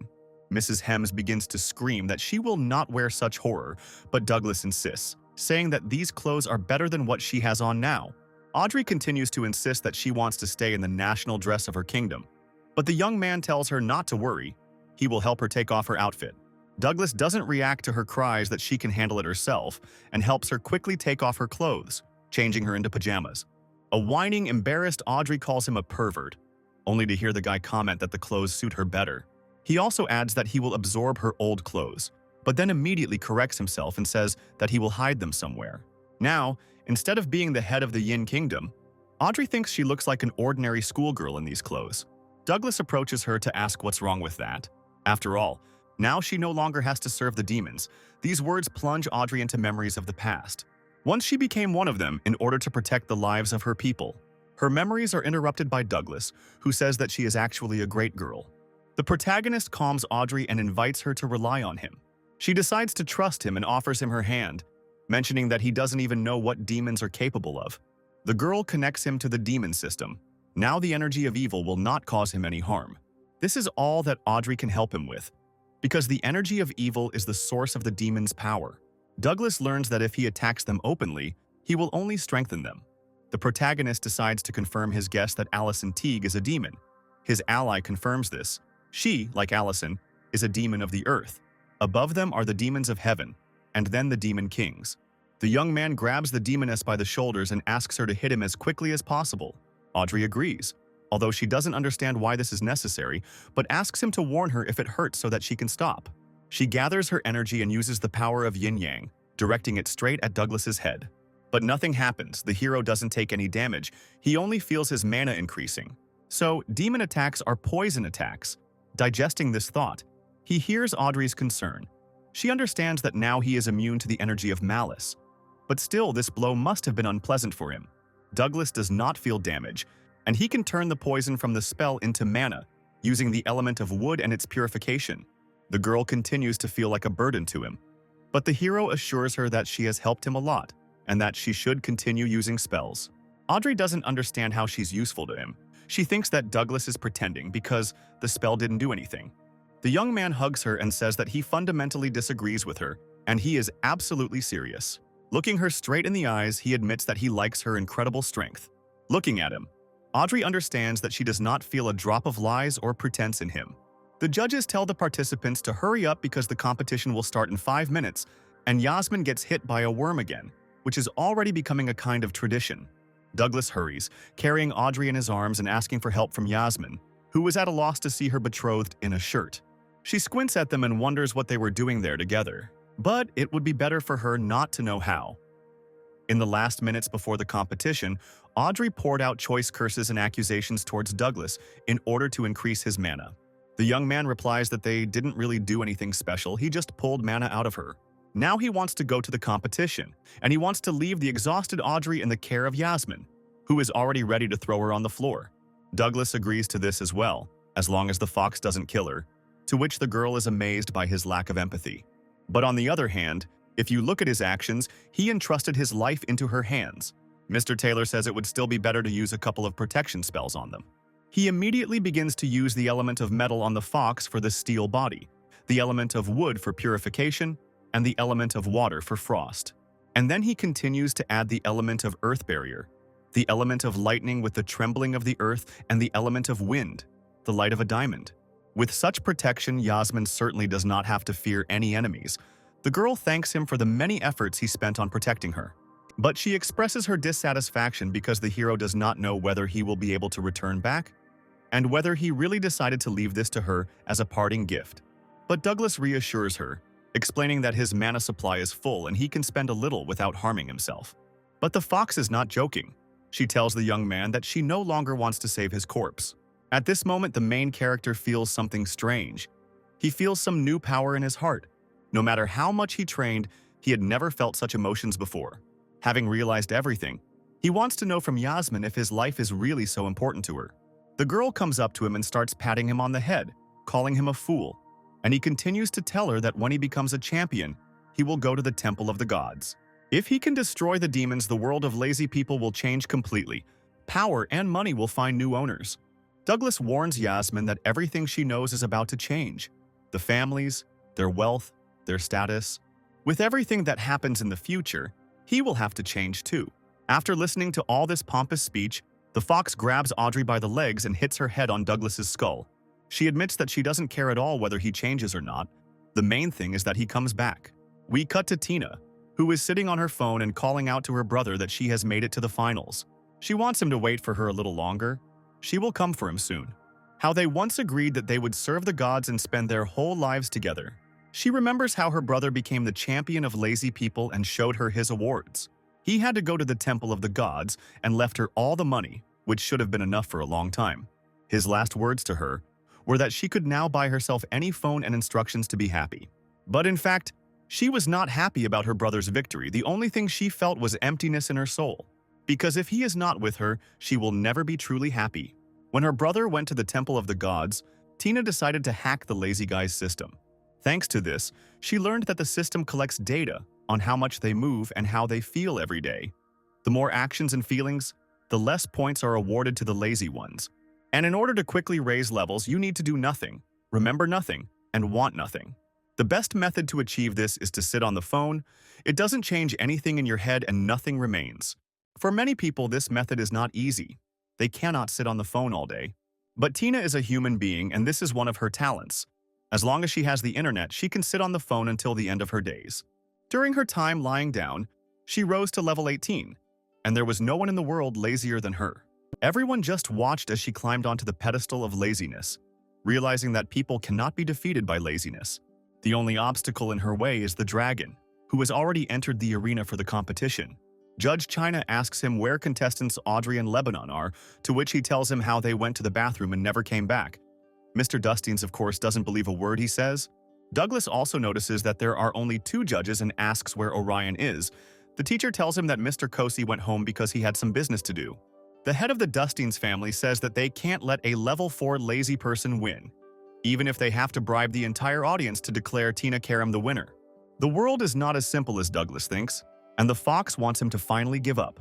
But the young man understands that if he wins, he will save Yasmin. But her family is on the side of the demons, and if he loses, he will have to abandon her. But her family will live in peace. He asked the fox one last question. Would he like Douglas to win or lose? Mr. Dustines recalls a conversation with his patrons. His daughter was getting stronger and stronger. If this continues, they will have to get rid of her. He serves demons, and the law is the law.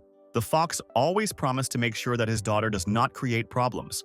Having finished the negotiations, he finally turns his attention to his daughter, who was begging for books on magic, and, unable to restrain himself, throws a pillow at her to shut her up. Taking the pillow away from her face, tears appear on the little fox's face. The father asks her why she's crying. She doesn't want to explain anything to her dad and just buries her face in the pillow, saying that she's going to bed. While his daughter sleeps, her father ponders whether it is worth taking care of this little monster at all. Entering the room, he decides to take a blanket and begins to hear the girl begin to talk in her sleep. The little fox tosses and turns and, even in her sleep, begins to cry and ask her father for forgiveness, promising that she will be obedient. Hearing these words, the fox exhales and understands that he must try to make sure that his daughter survives. The father comes up and covers Yasmin with a warm blanket. The girl immediately calms down and continues to sleep peacefully. Returning from the depths of his memories, he tells Douglas that it doesn't matter whether he wins or loses. He advises him to pick up Yasmin after the competition and they get out of here together. At this time in the room, Tina already understands that the judges will most likely make her the winner, which means that today she will be able to meet her brother. It only remains to be seen what Douglas Taylor has planned to do this time. Before she even had time to think about this topic, the main character entered her room and asked her to give up, because he had to become a champion. Tina fundamentally disagrees with this and believes that he is simply afraid to meet her in the arena one-on-one, while Douglas tells her that she has no reason to fight. Coming closer to his rival, he leans towards her ear and tells her that her brother is already dead. Hearing these words, the girl breaks out in a cold sweat. She receives warnings. Tina follows her feelings. If she does not stop, then the level of laziness may decrease. She hears an electronic voice demanding that she return to her normal state. But Miss Karam can no longer hold back. A tear runs down her cheek for the first time in a long time. Tina discreetly wipes away a tear with her sleeve and says that Douglas is doing this on purpose to piss her off. But he won't succeed. But the young man sees that this news upset the girl. If she had taken it as an ordinary insult, she would hardly have been covered in sweat. He continues to shock Tina by telling her how every year the champion of the lazy contest goes to the palace of the gods and then disappears without a trace. Douglas understands that the girl has thought more than once about why this is actually happening. Lying down on the bed, he invites Tina to wake up, although she can choose to continue living in her dreams. What irony! A competition of lazy people. It's a competition in helplessness. The heroine clutches her head and tries not to show panic. Judge China reminds the contestant from behind the door that it's time to go to bed. Douglas continues to try to awaken Tina's consciousness. She knows the truth about the world, but tries to shield him. At this time, Allison moves towards the girl's room. The protagonist believes that Miss Karem has suffered enough and wants to make her an ally. Holding her hand, he invites her to join him and together try to dispel the lies of the demons. After thinking for a few seconds, she says that she wants to withdraw from the competition. The door to the room swings open and Allison happily shouts that they have a surprise for Tina. Ms. Tig says that with Orion leaving, they decided to introduce her to a new judge. He is introduced as the champion of the previous competition, and when Douglas and Tina see the man in the aisle, their mouths drop open in surprise. Her brother stands at the threshold. Monte Karem becomes the third judge. With a smile on his face, he greets his sister. Monte tells her that he will fulfill his promise. They will go to the Temple of the Gods together. After his victory inspired by success, Mr. Karem steps over the threshold of the Temple of the Gods. But instead of a pompous reception, a huge pool of blood spreads in front of him, and the floor was strewn with bones. At that moment, he realizes everything. Monte had often wondered how in their world one could do nothing and have everything. Everything turned out to be simple. They were fed to the point of slaughter. A demoness named Mira Evans comes out to him. She is surprised. He turned out to be the first person who did not cry when he found out about everything. The young man understands that there is no point in crying. They will not let him out anyway. Mira tells him that during the ancient war, she and her sister took refuge in a cryogenic chamber, and he woke up only 5 years ago. The demoness asks Monty if he was from a world where strength was the most important thing. So why does he not care about his own life? But the explanation is simple. Before he entered the world of lazy people, all he did was work. He didn't even have time to think. He was always getting yelled at work until they were attacked by aliens. He asks Mira to guess what he was thinking at the time, and she suggests that he simply wanted to run away. The only thing he dreamed of at the time of the invasion was the dream of dying quickly. Monty never wanted to work again. But, as always, his sister came running to his aid, offering to hide in a cryogenic chamber. This is his last memory before falling asleep. He didn't want to live for a long time anyway. When they woke up from their sleep, the world had already changed beyond recognition. Someone opened the doors of the cryogenic chamber where the brother and sister were dozing, hugging each other. They were found by Allison. She was glad to see people from ancient times. The girl congratulates them on the fact that they ended up on the continent of lazy people. He immediately starts to overwhelm them with information, saying that he will join them to the system of lazy people. They will have to lie down and do nothing. For this, they will receive money and gifts, enjoying life. Monte admits that the continent of lazy people has become a real paradise for him. Even if they eat him. At least he lived a couple of years in pleasure. There is only one condition he wants the demons to fulfill, asking them to try to swallow him whole so that it doesn't hurt. Mira, having listened to his story, turns to the other demons. According to her, they have found the one they need. They will leave him alive. A demon named Byron Fritz consults with the demoness Roxy Rams. They agree with Mira and decide to keep Monty alive. Roxy reports that they have information that the traitors will be active next year during the lazy competition, and they hope that Monty can destroy the morale of their enemies. He is distracted from his memories of the events of last year by the familiar voice of his sister. Tina runs up to him and takes his head in her hands. She can't believe that he's alive. Monte tells her that Douglas lied about his death, calling him a blasphemer who cannot be trusted. He strokes Tina's head. She still can't believe that this is really happening to her. While her brother tries to motivate her to win the competition, Douglas swings a blanket over them. Monty shields his sister and yells at the boy, asking what he is going to do. Covering the brother and sister with a blanket, Douglas sits astride them and, taking Monty's hand, he puts his finger in his mouth. He sucks blood from his finger to read his memories while Mr. Karem screams, calling him a bastard. Douglas stops and spits out the rest of the blood, saying that his suspicions were not confirmed. Monty is one of the demons. Stroking the young man on the cheek, the main character says that everything turned out to be simpler. Tina's brother agrees with the demons. The girl doesn't want to hear her rival accuse her brother. She throws his hand away and screams at him not to touch him. Allison can't take it anymore and orders Douglas to stop. he is announced disqualified, and Tina Karam is declared the winner. Mr. Taylor points to the boys, announcing that the current champion and the past champion are in front of him. He asks Allison how much money they spent to raise these two. Miss Teague laughs and asks if Douglas wants to buy the champion's seat, saying that these two guys are role models for everyone on the continent of lazy people. The protagonist decides to stop joking and takes his brother and sister hostage, saying that if they don't declare him champion, it will be the end for them. The loudspeaker announces that something unprecedented has happened at the competition. Douglas Taylor has kidnapped two champions after being disqualified, and he is a threat to the entire world of lazy people. The crowd is divided into two camps, some shouting that she did everything right and down with the lazy ones. The second part of the people do not understand what this bastard is doing. They shout for the judges to kill him. Audrey, awakened by the screams of the crowd, asks Yasmin what is going on here, and she briefly recounts the speech about the kidnapping of the champions. Allison does not believe that the hero is ready to do this for the sake of the champion title. But Douglas is not bowing, but he is ready for anything. The victory must be his, because this is the only way they will leave Mrs. Dustine's. Miss Tig believes that the boy simply cannot forget his first love. She asks the protagonist if he thought they might take his beloved hostage. Rudolph materializes in the arena and grabs Yasmin and Audrey with his paws, while the people panic and realize what kind of monster this is. The demon addresses Audrey, saying that they always suspected her of being a traitor. In his opinion, she could show her loyalty to the demons by helping them deal with Douglas Taylor. Rudolph begins to squeeze the traitor with his hand with such force that she begins to scream in pain. Blood begins to flow from her mouth. Even in the midst of all this unbearable pain, Audrey steadfastly resists, saying that they killed her family and she would never serve them. The girl feels a familiar foxtail begin to wrap around her thigh.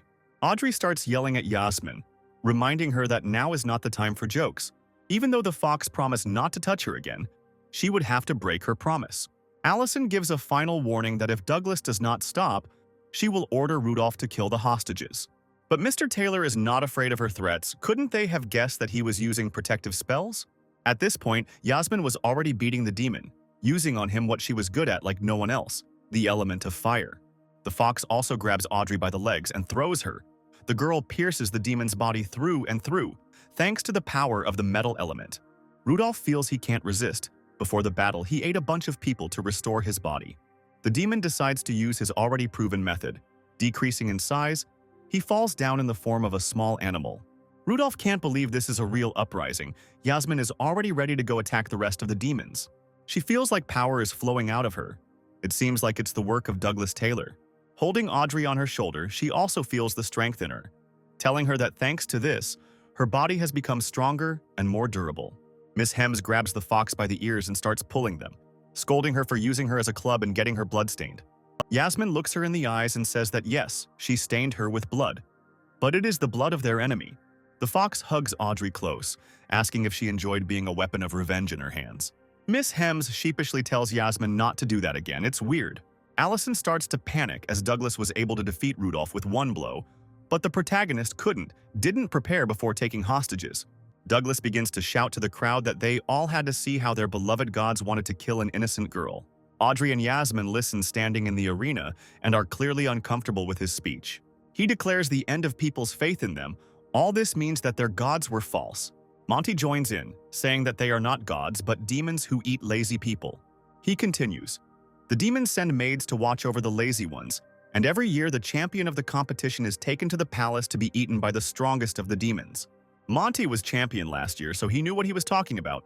Allison and Douglas can't figure out whose side he's on. But Mr. Karam doesn't understand that the main character is not happy, because he can lie around all day, eat whatever he wants and have fun with the maids. He accuses Douglas of not understanding the pleasures of this life. Tina cannot believe that her brother is saying this. Monty has worked all his life, and for him, it is obvious that such a life is heaven on earth. They're going to die sooner or later anyway, so why not have some fun before that?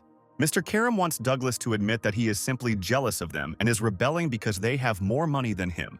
The people don't understand what envy we're talking about. Without ordinary workers, the lazy ones would have died of hunger long ago. At least they won't be eaten and they can watch the competitions of fools. Yasmin hears these conversations in the crowd and does not understand whether ordinary workers know that demons are in charge of everything. Monte says that even with the title of champion, Douglas will still remain a low-level slacker. The main character remembers how, during his school days, he defended his friend Monat from his classmates. The hooligans tried to hurt him by saying that he was protecting the ramp, so he was the same way. But he doesn't care what they say about him. He orders them to apologize to Monat immediately. Douglas is no longer prepared to endure it.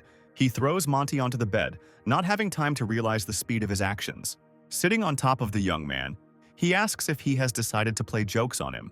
But he will talk to him later, after he takes off Monty's clothes that the demons gave him. The demon of heaven, Byron, arrives in the arena, coming to the aid of the other demons. He is also followed by the demoness Roxy, who shows him the coordinates of the target. Byron gathers his strength and, swinging his sword, releases a huge clot of energy. The beam passes through the entire arena, flying along a given trajectory to find its target. The energy reaches the room where Douglas was and stops on him. The beam passes through the protagonist in half, stopping his speech about how the day has come when they must accept this or resist. Seeing this terrible picture, even the judges open their mouths in horror. Maggie closes her eyes in fear, and Barbara, standing next to her, cannot utter a word. There is no need to even imagine what Yasmin and Audrey are feeling inside at this moment. The main character's body split into two parts, and his head lies on the bed, while his legs hang in the air. Tina is sitting on the bed, and this horrific scene was happening right before her eyes. Allison immediately realizes that this was Lord Byron Fritz's heavenly sword technique. This technique can cut through space itself, the incredible power of the heavenly demon. But using such technology takes a lot of effort, which means that next month we will need more lazy people. People now know the truth. It is not a fact that people will be as obedient and lazy as before. Teacher China is sad because Douglas sacrificed himself to tell them all the truth. But the people behind her say that maybe this is still better than working all your life. They reason that if they were from a rich family, they would certainly be lazy and earn money from it. They agree that Monty was right, because they will die anyway, so why not have fun? China is shocked by what she heard. She wanted to save the mortals, but they don't want to be saved. The workers decide to return to work. They don't really care about the lazy people anyway. The judge decides to walk away from the crowd of people she so wanted to protect. Audrey tries to restrain Yasmin, who is rushing into the demon of heaven's influence zone. Miss Hems warns that the fox is no match for him. But the grief-stricken Mrs. Dustines cannot be stopped. He promised her that he would not die again. Douglas promised that he would stay with her, but behind her, someone's hand pulled her back. It turns out to be China's teacher. The fox asks what she wants from her. The judge lifts the hem of her long skirt and an unharmed Douglas appears from underneath. Audrey and Yasmin stand in shock, as if an electric shock had passed through their bodies. How could he be alive? They all saw him cut in half. Douglas explains that he had already put the clones in their places a long time ago. He said everything he wanted and ran away. He's not some kind of fool to try to prove something to others with his death, when they haven't even really listened to him yet. He also says that Teacher China wanted to go with them to the Palace of the Gods, but the girls think that it would be pure suicide because she doesn't know how to do anything. But the judge interrupts their reasoning about her helplessness and shouts that they have no other choice. Even if they all die there, they will lay the foundations for future resistance. Douglas puts his hand on China's shoulder and tries to comfort her, saying that there is no need to sacrifice herself. He had already prepared everything long ago so that they would remain in a winning position. Audrey says that the demon of heaven has known about their plans for a long time. They are already ready to meet them.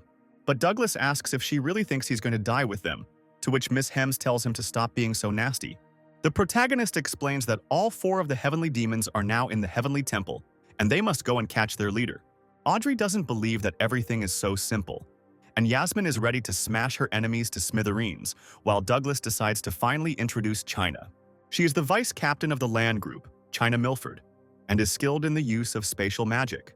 Yasmin greets her, introducing herself as an expert in the field of fire magic, and says that Audrey, standing next to her, owns the word of the spirit and is her battery number 2. These words clearly do not please Mrs. Hems. And now her battery number 1 is running towards them. This is Maggie Roberts, the mistress of poisonous insects.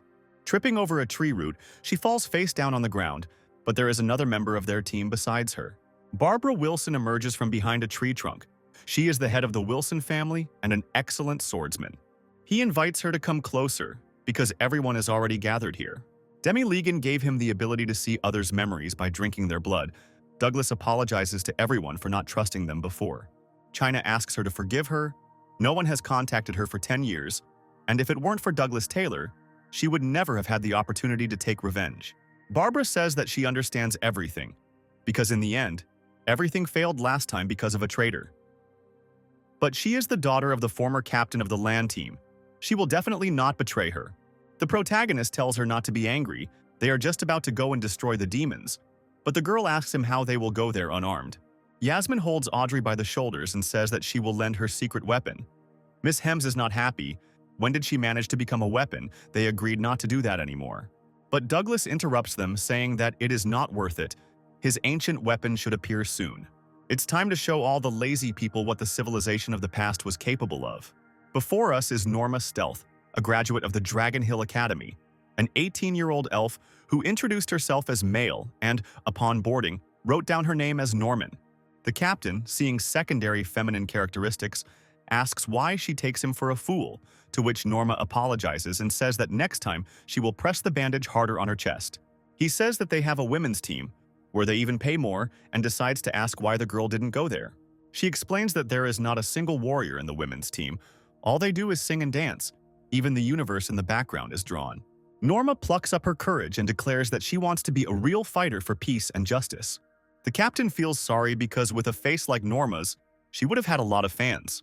The girl would have both money and popularity. Why give it up for the sake of all this? Hand on heart and embarrassed, she says it's all because she reaches for the stars. Norma didn't think she could pass. It's a good thing people don't discriminate against elves. She remembers how the captain hopes that the girl doesn't go there just for the hot guys.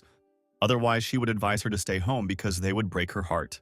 The elf was outraged by such an assumption. She even shouted out loud that she did not come for Martin Quarles. A young man with a painfully familiar face appears in front of her and asks who called him. Norma starts screaming furiously, to which the young man tells her not to yell, because there are people relaxing here. Martin wants to know if it was his body that confused the stranger, who, with his scream, most likely already woke up the entire crew. The girl replies that his body has nothing to do with it, but her head is swarming with thoughts about why Martin's body is covered in so many scars, and why there are no doctors to heal them. The young man turns his back to her and says that it is even scarier from behind. He explains that these wounds all over the body are traces of radiation from dying stars. And in the middle of his back there is a brand of some alien civilization. The alien strikes cannot be cured by human means. These scars will remain with him for the rest of his life. He gives advice that if a newbie is afraid of getting hurt, it would be better for him to go home. Left alone, Norma begins to feel sad. Is she being underestimated again? Elves are famous for their beauty, so they are often helped. The world seems to say, no need to try, others will do everything for you. Norma's mother believed that this was how it should be, and she enjoyed the gifts of fate all her life. But there came a time when her beauty disappeared and she could not stand the cruelty of the real world. Remembering this tragic event, the girl understands that she cannot make the same mistakes as her mother. Martin, already dressed, enters the room and tells the newcomer to wash up and go train, and he will look after him. He asks the already embarrassed elf to introduce herself to him by name. Gathering all her vocal cords, stiffened by awkwardness, into a fist, she says that his name is Norman Stealth. Norma is considered a unique student. She has already demonstrated the full power of her abilities in tests. The elf's teammates cheer him on, saying how great he is for splitting the stone with one blow, because they had heard about the stereotypes that elves can't do anything. Norma thanks them, but admits that it's all thanks to Captain Martin Quarles. The girl feels a previously unknown feeling in her chest. Her breathing begins to falter and her cheeks turn red. Remembering their training, she realizes that she will forever remain grateful to him. For his kindness and fairness to everyone without exception, he never played favorites in class. She is grateful to Martin for coming into her life at one of the most difficult moments for her. After the lesson, the captain comes up to her and says that he is a good man and declares the mission complete. He looks at her with such a kind look, saying that Norman is helping to protect their civilization. She remembers how the entire universe was reflected in his warm brown eyes.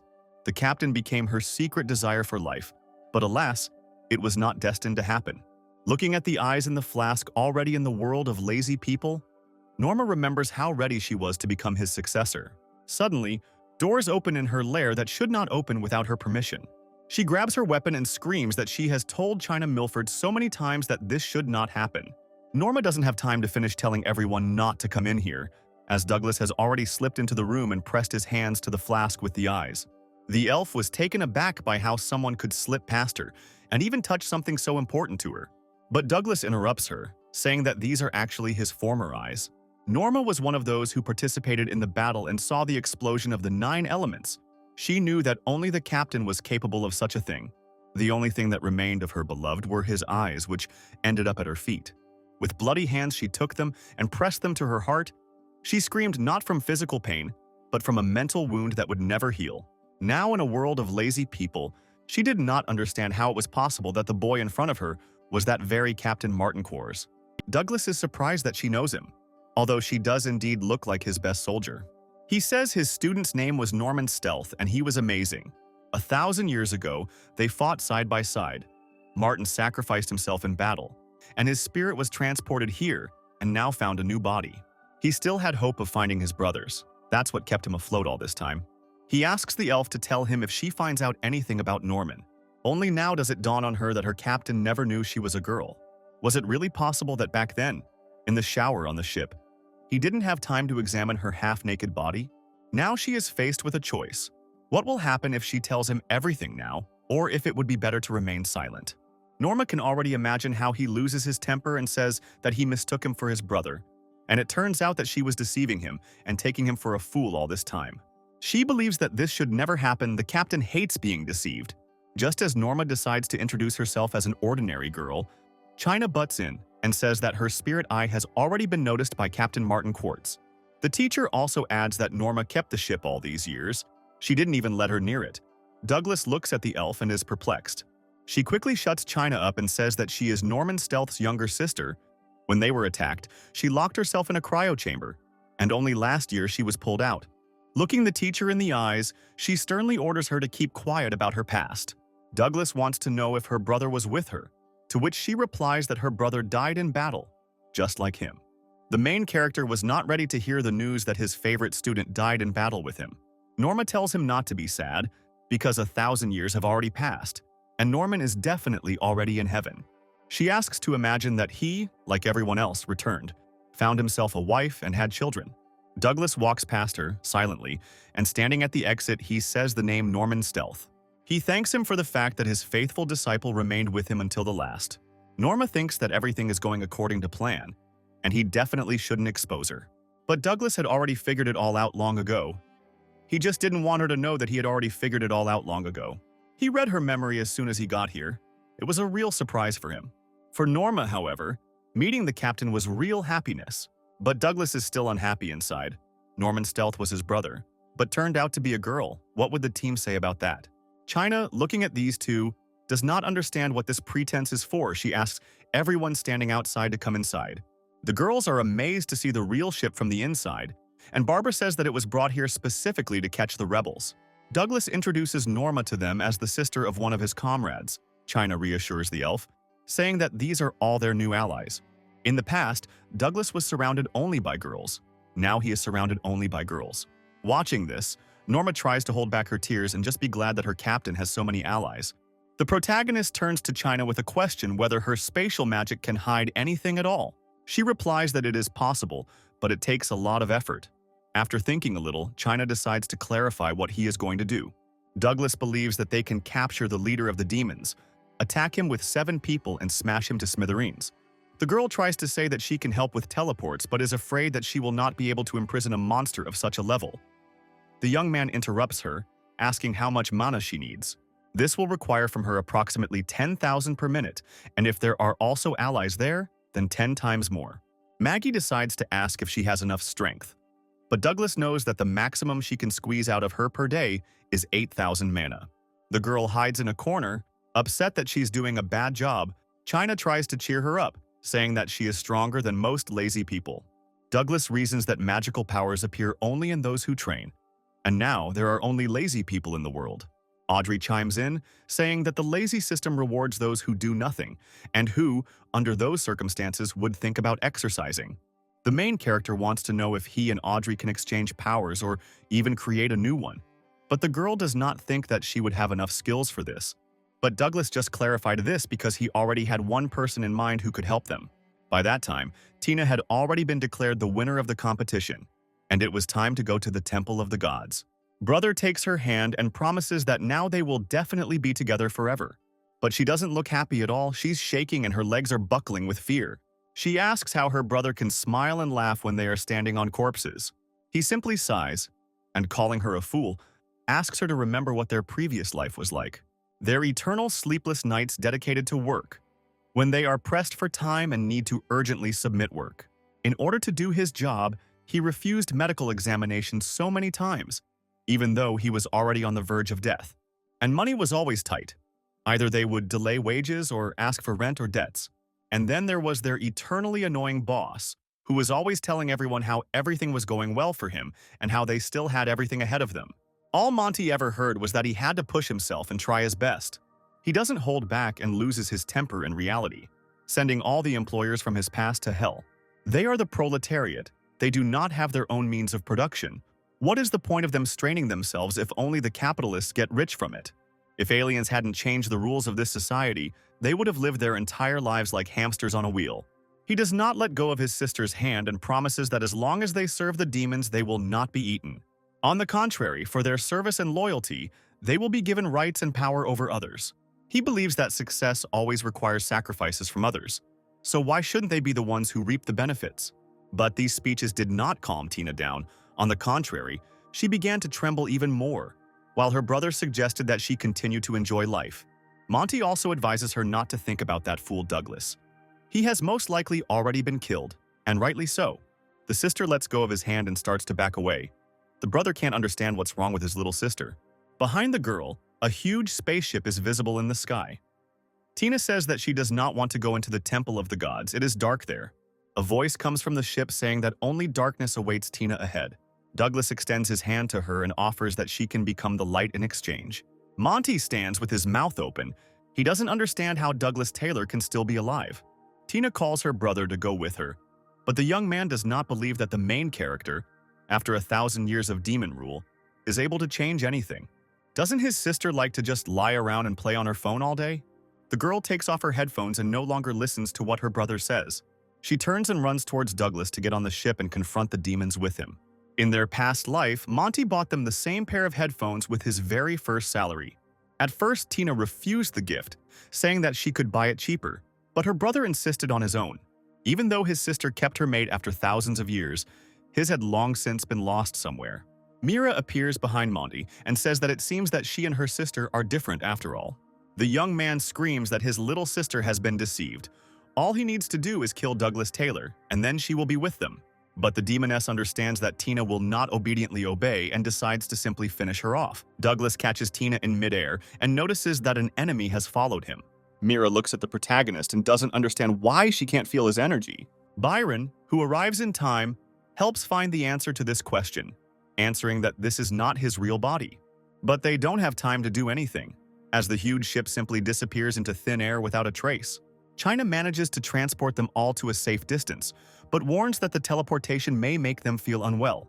Douglas examines Tina and, after making sure that everything is okay with her, immediately says that she will need to shovel a sea of code, preferably within 10 minutes. Yasmin and Audrey approach her and tell her that they all need to get to work. Meanwhile, Byron and Roxy arrived at the Temple of the Gods. They saw a spaceship disappear in the sky, and while the young man thinks that for such a maneuver they need a lot of mana and the enemies will not last long, the girl begins to search for them. Roxy, using her abilities, sees that the opponents should appear in the central square in 10 minutes. Mira and Miss Rems find it strange that the enemies don't fly to them to fight, but instead fly to the square. The demoness suggests that the lazy ones are planning to raise a popular uprising. A message comes from Jim. He notifies his comrades that someone is trying to rewrite the lazy system. Roxy tries to figure out who is behind this, and Mr. Weber's guess immediately falls on the fugitive Tina Karam. Miss Rems tries to calm him down by telling him that only demons can change the system, but he reminds her that there is a demoness named Audrey on the lazy side. Panic begins to set in, as Douglas now has a good programmer. But Mira notices that they also have a computer genius.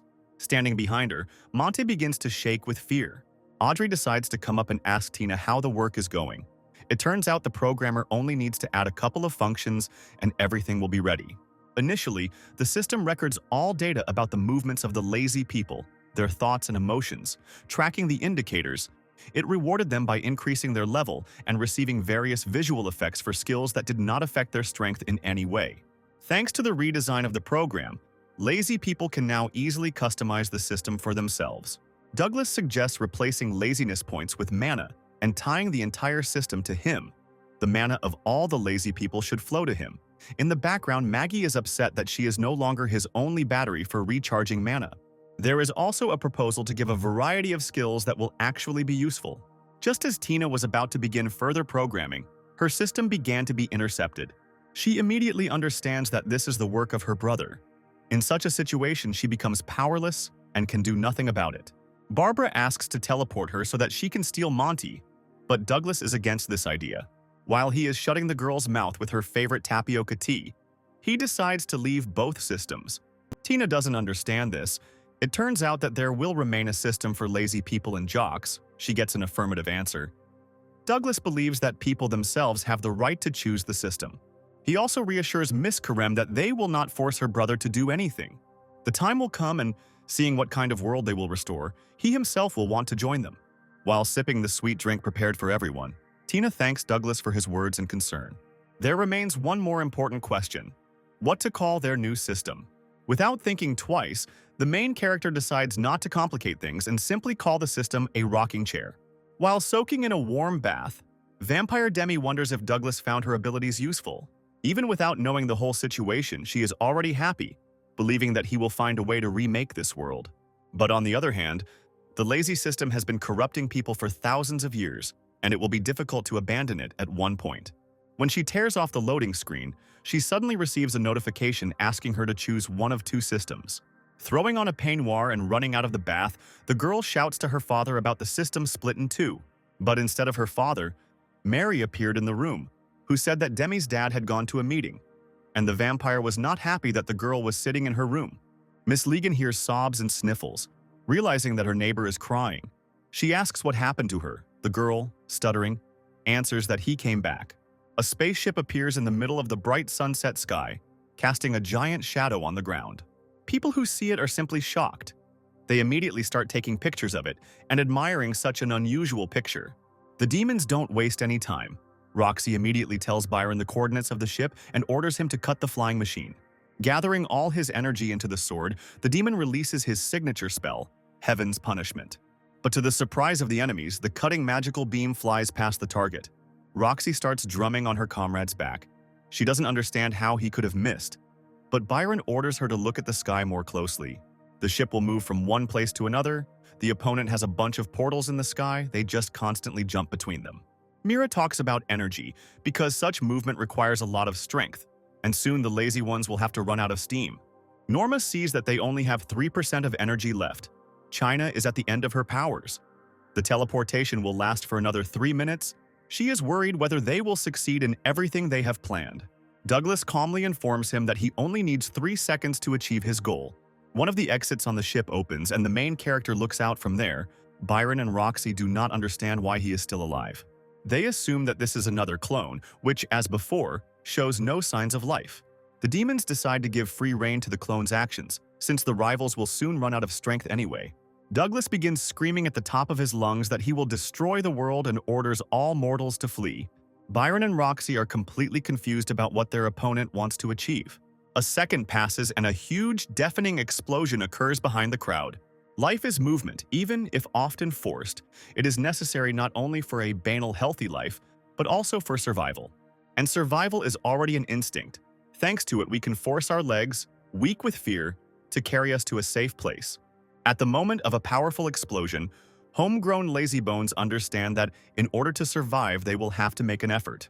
The explosion is visible from literally every corner of the city, and general panic arises. Watching all this on television are Demi, who already thinks that Douglas has gone crazy, and Mary, who, on the contrary, tells her to watch more carefully. She notes that the explosion did not hit the building. It was just a feint. The main character is from the Phoenix Mountains. They know how to do that. The vampire begins to understand that this ability is similar to the one that the lazy people have at the competition. The neighbor confirms this assumption. The explosion is an ordinary dummy. But Demi can't figure out why this is necessary, so that the lazy people just run away in fear. But by this time, Mary understands everything. She orders the vampire to start swinging immediately. Byron thinks that Douglas scared away the lazybones to thwart their plans. But Roxy worries about this. The second the enemy shows up, they'll kill him. While the demonesses are having a meal on the roof, waiting for their opponent to run out of strength, Byron points to the sky. They notice that there are particles of energy in the sky that seem to disappear. As Roxy finishes chewing her treat, she can't believe that the jock system is really capable of absorbing people's energy. Mira decides to deal with this issue. Rising, she releases threads of her energy. They are so long that they reach running people, forcing them to stop in their tracks. The demoness descends to the agitated crowd of people and asks them to remain calm. She introduces herself to the people as a representative of the Temple of the Gods named Mira Evans. The lazy ones are restrained by her thread. The demoness suggests that they look around more carefully to understand whether this is a real explosion. People understand that the explosion is indeed fake, and the houses around appear to be intact and unharmed. Mira tells them that Douglas Taylor is a deceiver who will lead them astray, and so that the people understand that only the Palace of the Gods cares about them. She orders them not to let themselves be deceived, but her monologue is interrupted by a loud announcement that the people should not let themselves be deceived by the lazy system. Douglas's voice proclaims that even the demons of heaven want the people to think for themselves, and commands them to open their systems and look at them. Mr. Taylor goes on to talk about how the lazy people have been sitting at home for years, only going out for lazy competitions, and asks how they are enjoying today's training. When asked if they had sweated well, Demi, already out of breath from fatigue, shouted out an affirmative answer. Mary tells her to push harder, but the vampire just goes back to curling up on the floor and cries because she's tired of doing sit-ups.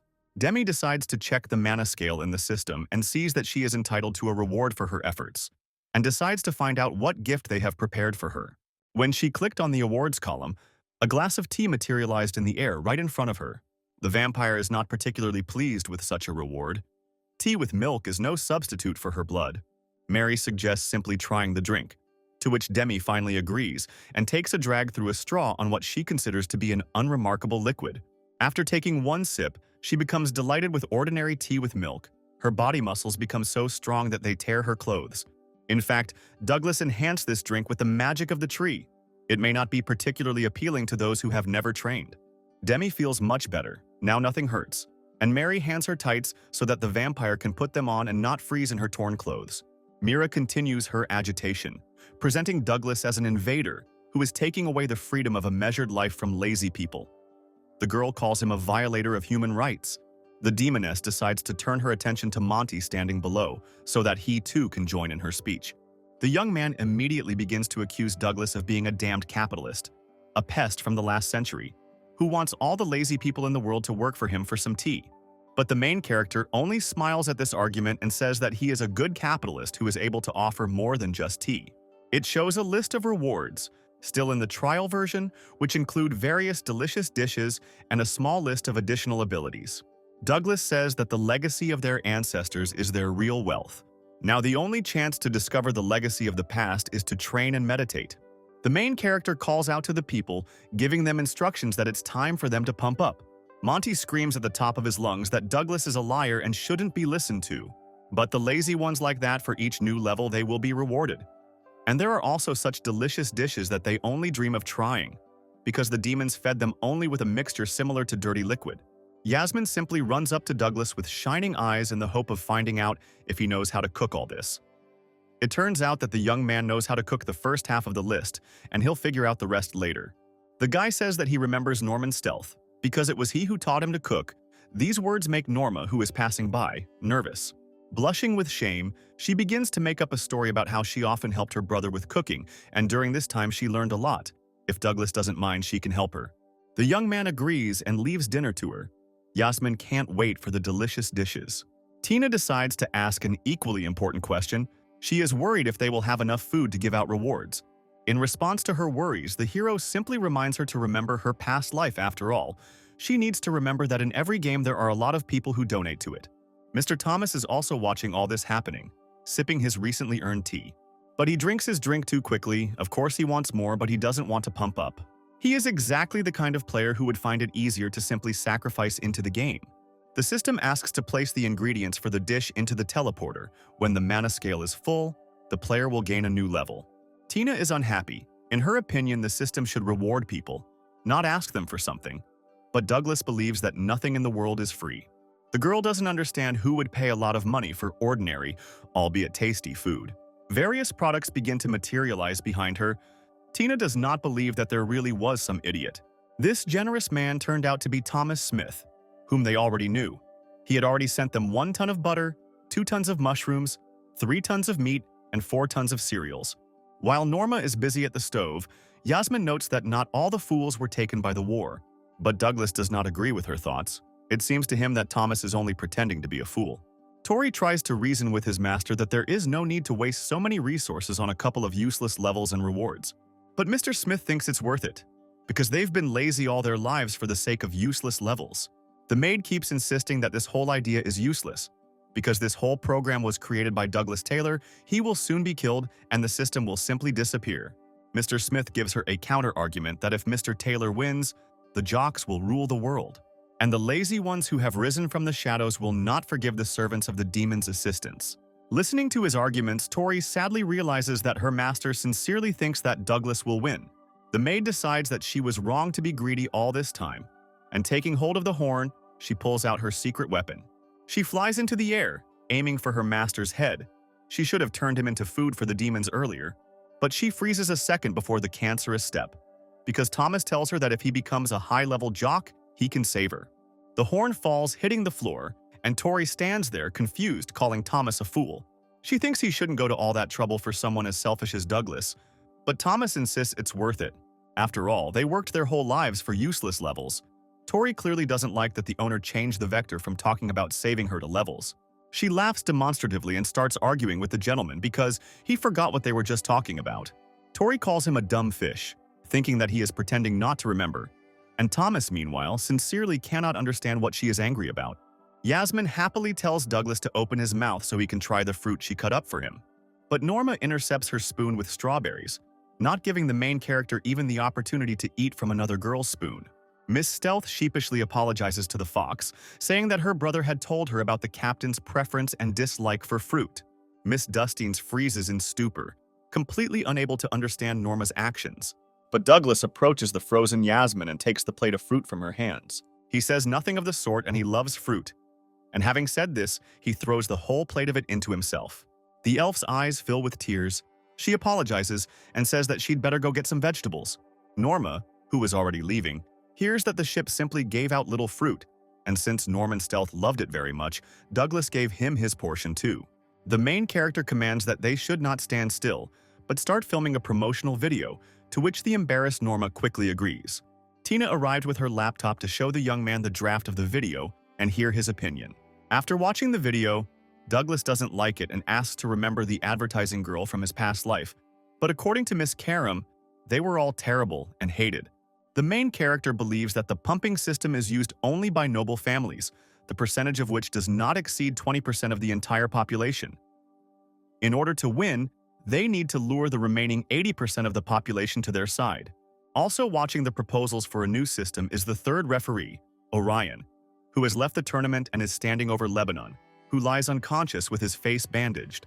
Mira finds out from Monty that only 3% of the population uses the pumping system and they have nothing to fear. Roxy says that commoners are busy with work. They don't care about any high matters like freedom and fighting demons. The only thing they need is money. Byron considers commoners to be cowards and hypocrites. They will always support those who have a better chance of winning. Mira agrees with his words. But no matter how powerful the demons are, they recognize that whoever the commoners are on will win. Monty starts to panic and calls all the demons to see what's going on. Their rivals released a promotional video where a charming elf cooks delicious dishes. These dishes are offered to be ordered and will be delivered immediately by a courier. Yasmin pokes Audrey at the camera, saying what a charming delivery man will come to them. Cutie Maggie appears on screen, telling everyone to stay healthy and strong. Legan, lying on a hospital bed, says that this promo is terrible. It reminds him of commercials from a past life. Orion is glad that he finally woke up. He tells that Douglas Taylor has improved the lazy people system and invites the young man to try it. Mr. Ivan, seeing his companion, jumps out of bed and asks why he looks like a man from his past named Farah Spit. Orion, surprised, asks if he knows his ancestor. He reaches out, bows, and hands Legan the photograph, saying that he is now convinced that the young man is indeed the man in the photograph. The picture shows a scene from a cafe where a happy young Ivan is sitting at the bar, as he thought then a girl. Orion says that the vampires summoned the young man into this world. and his grandfather bequeathed that this photograph be given to Levin if they met him in the future. Mr. Ivan recalls Farah coming to him and introducing himself as a nurse from the Imperial City Hospital and saying that they would now live together. The neighbor immediately offered to cook for him and explained the importance of a balanced diet. Farah made sure he didn't spend too much time playing games because he'd seen programmers who looked like corpses at 20. He also always acted as a person to whom you could cry and talk. Remembering all this, Lebanon realizes that Farah really did always consider him his friend. He thinks that his neighbor was genuinely happy about his death because he no longer had to cook, wash, and clean up after him. Orion says that a couple of years after his death, there was an alien attack. Farah Schmidt fought bravely at the front and died of exhaustion. Clutching the photograph in his hand, Lebanon decides to check whether the current demons are the same aliens that attacked 1,000 years ago. Orion is surprised by the young man's knowledge and wants to know who told him this. The Horned One cannot contain the emotions that have washed over him, and in a fit of rage he tears up the photograph, simultaneously shouting that he knows all of this for sure, because he himself helped the demons. Lebanon starts yelling at Mr. Orion, asking why he saved him if he is essentially their enemy, calling their entire family fools. The young man continues to say that if his savior were an enemy, he would not have risked his life to get rid of the demon's influence. And now Lebanon thinks that he is of no use at all, since he didn't really study at the academy. He never really cared about studying, and the daily bullying of his classmates did not really encourage him to gain knowledge. He graduated from the academy, but he still didn't know how to do anything, and all the jobs already required people with experience. While Lebanon continues to press Orion with questions about why he was saved, a new announcement comes on TV. The bodybuilding system claims that it can give people access to the magic of the past. With it, they can become fearless warriors, all-knowing magicians, and anyone else. Leveling up will not only open up a bunch of delicious dishes for them, but also give them access to treatises of ancient power. Lebanon is puzzled as to why it needs this, and the broadcast system immediately repeats this question after it. Douglas's voice invites all listeners to briefly travel back in time. After the war in ancient times, the nobility, who did nothing but sleep and eat, became lazy. But the common people could not be lazy because they would die of hunger before they received a reward from the demons. Thus, the nobility became lazier and lazier, and the common people were glad at least that they would not be eaten. Douglas offers them a choice: lie down and wait for death or fight for their lives. The people must decide for themselves. Continuing his monologue, he says that demons cannot make decisions for them. In conclusion, Mr. Taylor adds that although life is unfair, it is never too late to become better, and we need to choose the future that people want for themselves. These words touched a chord within Lebanon. He quickly begins to pull off the bandage, remembering how long it has been since he studied. But having unraveled the entire bandage, the young man realizes that something strange has happened to him. Now he is in the form of a girl. He wants to know from Orion what happened to him. The young man answers that his body rotted, so he connected the soul of Lebanon with the soul and body of his great-grandfather. Farah's ancestor says that the Horned One will become the embodiment of his great-grandfather's will in this world. The demons watch closely as the number of users of the jock system grows. Roxy recommends that Byron simply kill a couple of the lazy ones, and they will be scared. But the demon is against it. He knows that if you anger people, they will join Douglas Taylor.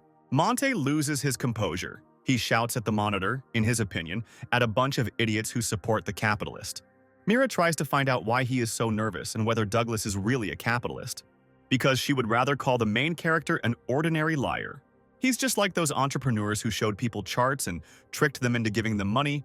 One of those advertising ideas was a cat-powered flying sword, presented as a perpetual motion machine.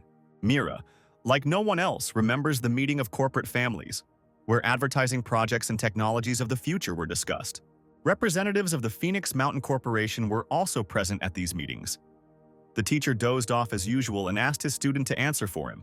A student named Martin decided to ask the question whether it would be necessary to feed the cat. This advertising deception was obvious to him. They immediately try to shut him up, saying that Martin Quarles is just a child and telling him to sit down. But the boy does not give in and shouts for the cat to be released immediately because she is tired. The Mira Family Corporation has invested millions in a perpetual cat engine. Stock prices are skyrocketing, and the boy Martin Quartz is considered a fool by every economic expert in the country. The demoness believes this is all a ploy to attract investors. Monty confirms this by seeing the Smith family making very large donations to the bodybuilding system. Mira asks the programmer not to forget that they have more money than the enemy. Moreover, over the course of 1,000 years living on the mainland, they acquired a great deal of support and power. The father of the Taylor family sheepishly thanks for being honored to be the judge of the lazy. He decides to clarify whether it is really Yasmin's father standing in front of him, to which the fox simply asks with displeasure why he is grinning. But the dragon is just glad that he was not told bad news, which means that their children are still alive. A couple of demons at the table are trying to figure out how to discourage people from becoming bodybuilders. They want to intimidate, punish, kill, deceive. Their discussion is interrupted by a stern female voice, which reminds them that she did not come here to talk to them. In front of them is the leader of the heavenly demons named Jennifer Shifton. She orders them to return their money right now. They will receive it only after people stop swinging. She warns them that they will still have time to earn money, but if the rebellion continues, it will be the end for them. Lazy politician Damon Smith thinks that Ms. Jennifer is absolutely right. He is ready to transfer all his funds to her account right now. But looking at his balance with zero on the account, he is perplexed and tells Miss Shifton that he was robbed, to which his son Thomas donated all their money to Douglas Taylor. He immediately sends his offspring a message about what an idiot he is for giving all their family's money to a jock. Having received this message, Thomas does not understand what the problem is, because those who donate money always level up the fastest. The father angrily shouts that they don't need to work out because they are lazy, but the son disagrees with him. Thomas is confident that Douglas will not lose. In his opinion, the demons cannot even imagine what the young man is truly capable of. Damon keeps calling his son a fool and whining about how he was fooled. Even if their opponent is not weak, then he himself is clearly worthless. The heads of the Taylor and Dustinez families listen to Mr. Smith assert that a society of lazy people has lived in peace and quiet for 1,000 years, and that one or two fools cannot destroy that peace. And their family became noble only thanks to serving the right kings. But his son never ceases to shock him. He utters a phrase about how there are no eternal kings. Damon doesn't understand what's happening to his son today. Has his memory improved? But Thomas doesn't listen to him anymore and simply says goodbye to him and hangs up. Tori also stands in mute shock and wants to know if her master was pretending all this time. But Thomas only asked her to contact his ex-girlfriends while he still remembers everything, and asked the rich to donate money to the bodybuilders, and for those who are poorer to just work out. He is absolutely convinced that Douglas Taylor must win. He is betting everything on him. While Damon can't come to his senses, his comrade tries to bring him to his senses, saying that even if the money went to commoners, they will still return it back to themselves. In addition, they have the parents of the lazy families as hostages, the parent of Douglas and his wife. The dragon immediately clarifies whether they are now related to the fox, while he is angry and does not consider it necessary to find out now. But the father of the Taylor family is no longer laughing. His body is gradually beginning to become covered in filth and rot. Jennifer approaches him, hinting that he might want to talk to his son now and ask him to stop all of this. And if he succeeds in doing this, then she will not let him rot alive. A screen suddenly appears in front of Yasmin and Audrey, showing a message from the head of the heavenly demons. They see a horrific scene of Douglas's father kneeling and vomiting blood on the floor, with Yasmin's father next to him with his hands tied, and the demons forcing them to talk. The dragon gathers his strength and first speaks to his son, but then pulls himself together and turns to the one who has entered the body of his child. The dragon admits that he is actually a weakling, but even he understands what responsibility is. Mr. Taylor orders Douglas not to even think about stopping the revolution. Yasmin stands at the screen, covering her mouth in fear, tears welling up in her eyes as she hears her father's voice saying that he will be killed because of her. But Mr. Dustin says he doesn't regret raising her, and the fox turns to Douglas, begging him to save their fathers. But the main character did not waste time and already sent Norma stealth to help them. They and Barbara had already arrived at the location of the Lazy People's headquarters, where the hostages were supposed to be.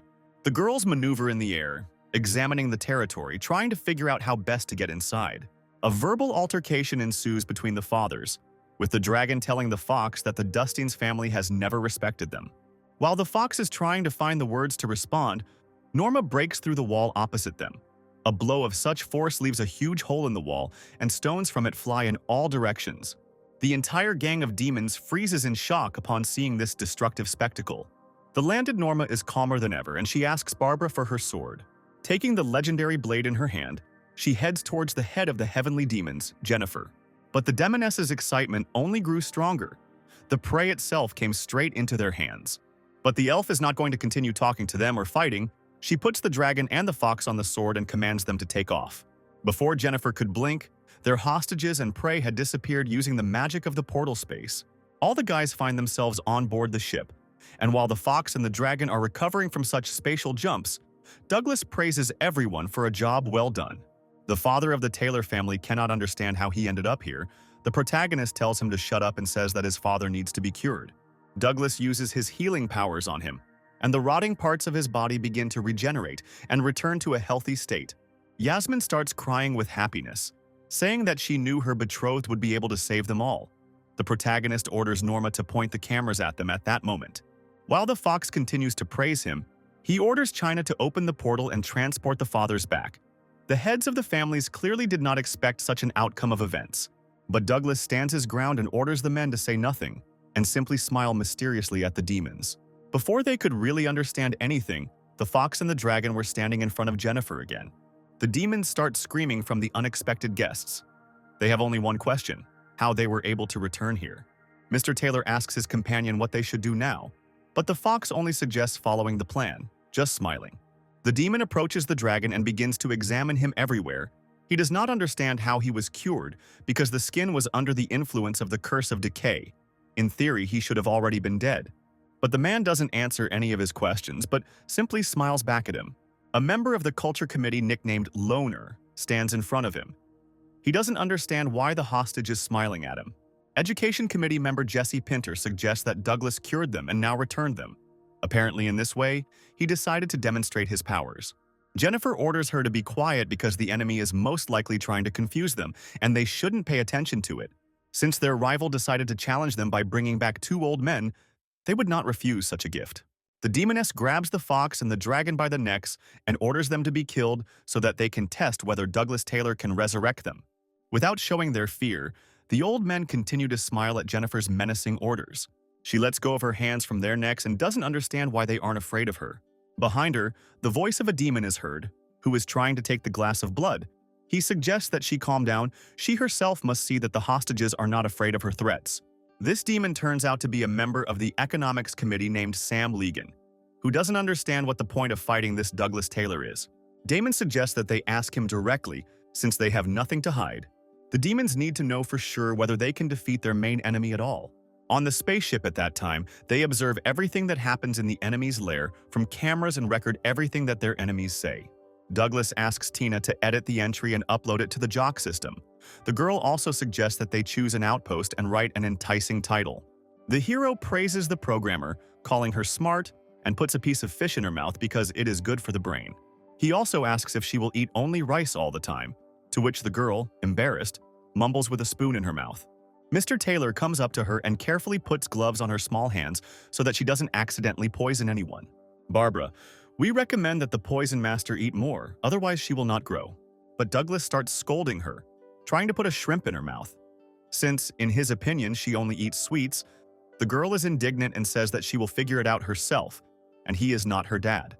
Yasmin agrees, saying that if you only eat sweets, you can quickly get hungry. But the young man does not miss the opportunity to note that the fox usually eats for nines. Douglas approaches Miss Dustinez, asking what she's thinking about and why she's not eating, and the fox begins to point her finger at Norma.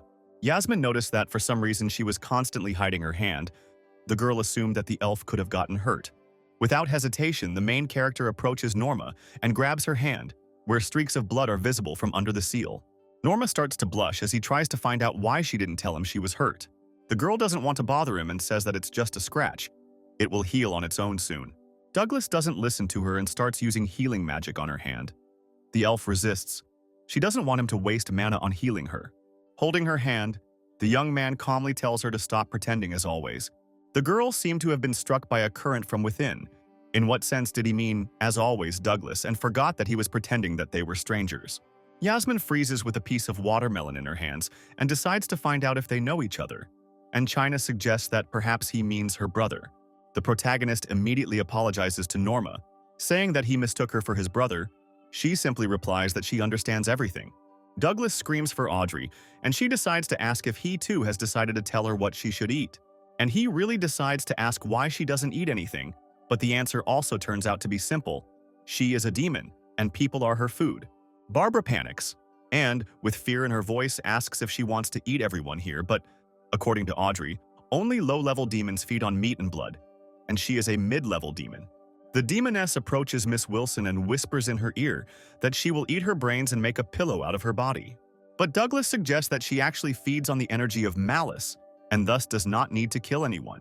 Audrey just smirks. They may not believe this fact. Even though she is a demon, she has never killed anyone yet. But for Douglas, this is not a revelation. He saw her memory. She clearly forgot about this event. The hero reasons that if the lower demons eat meat, the middle ones feed on energy, then the higher ones, in all likelihood, should be saturated with souls. An equally interesting thought never leaves his head. What their queen eats then? Monty just starts to go crazy when he sees the recording from the place where the hostages are being held. The enemies specially sent the old men back to film everything. Mira believes that this can't go on any longer. She asks Roxy to look into the future again, but Byron is against this idea, and the girl agrees to do it once again. She can do it again, she'll just need more souls to recharge. But she uses her ability, but suddenly she is struck by terrible pain. Roxy falls onto the roof and begins to spurt blood from her mouth as the demons panic and try to pick her up and run to her. Byron and Mira lean over her to find out what is happening to her and what she saw in the future. As a drop of blood trickles from the corner of her mouth, she tries to tell him in a hoarse voice what she saw. She eventually manages to say that she saw Douglas Taylor lying on top of their king. Byron doesn't understand which queen he's talking about. Mira tries to find out what he did with her. Roxy can't calm down because now it turns out that this damn dragon didn't even think about fighting them. Douglas Taylor will be able to absorb the energy of people and charge the ship to 100%, and thus he will be able to attack the Demon Queen. Meanwhile, the spaceship is already approaching the sphere where the queen is located. Roxy goes silent and passes out while Mira shakes her and tries to find out what will happen next. Byron says that the demoness needs souls to wake up. Miss Evans orders Monty to get ready. They return. The young man does not understand why. Aren't they planning to help their queen? She asks if he remembers how the land grab was carried out. But Mr. Karam lost consciousness then and woke up in this world, so he cannot know how everything really happened. Mira notes that she feels sorry for him. He missed such a wonderful sight. That's why he can't know what the great demon queen is capable of. Douglas is bombarded with questions from his companions, wondering what this sphere is and whether he has already seen the queen. But then suddenly the ship collides. The young man is thrown to one side and lands right between Yasmin's breasts. With a sharp jerk, he is thrown to the other side, where Barbara's breasts are already waiting for him.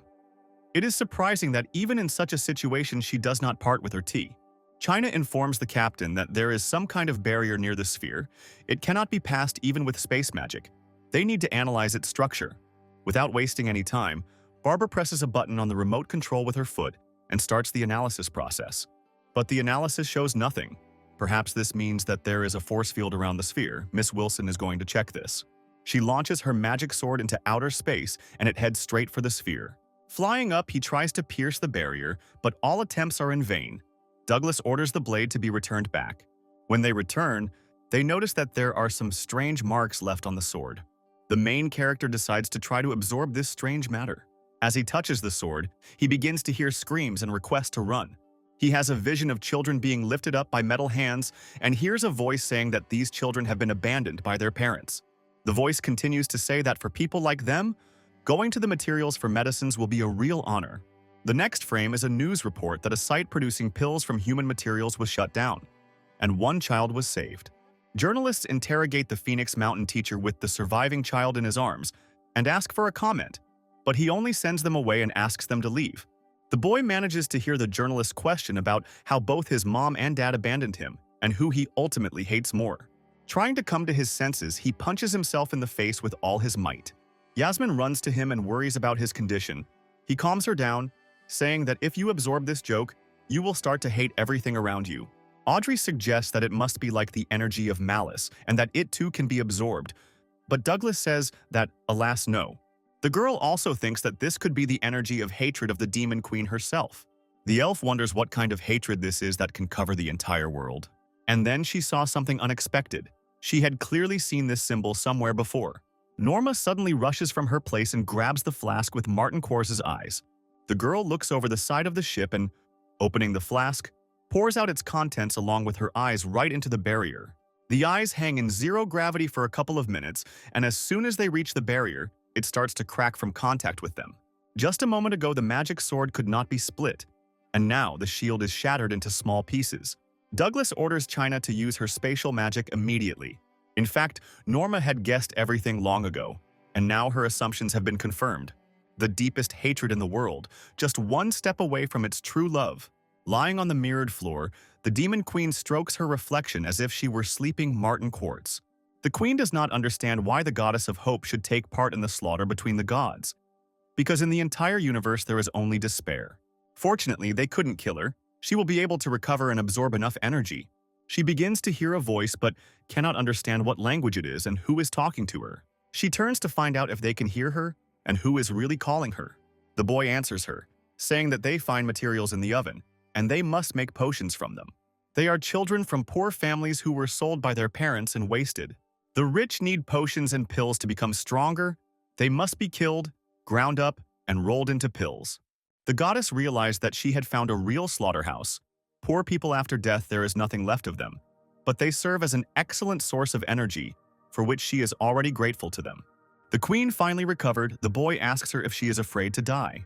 She understands that she most likely lived in the body of a child. She tells the boy that death does not exist for her.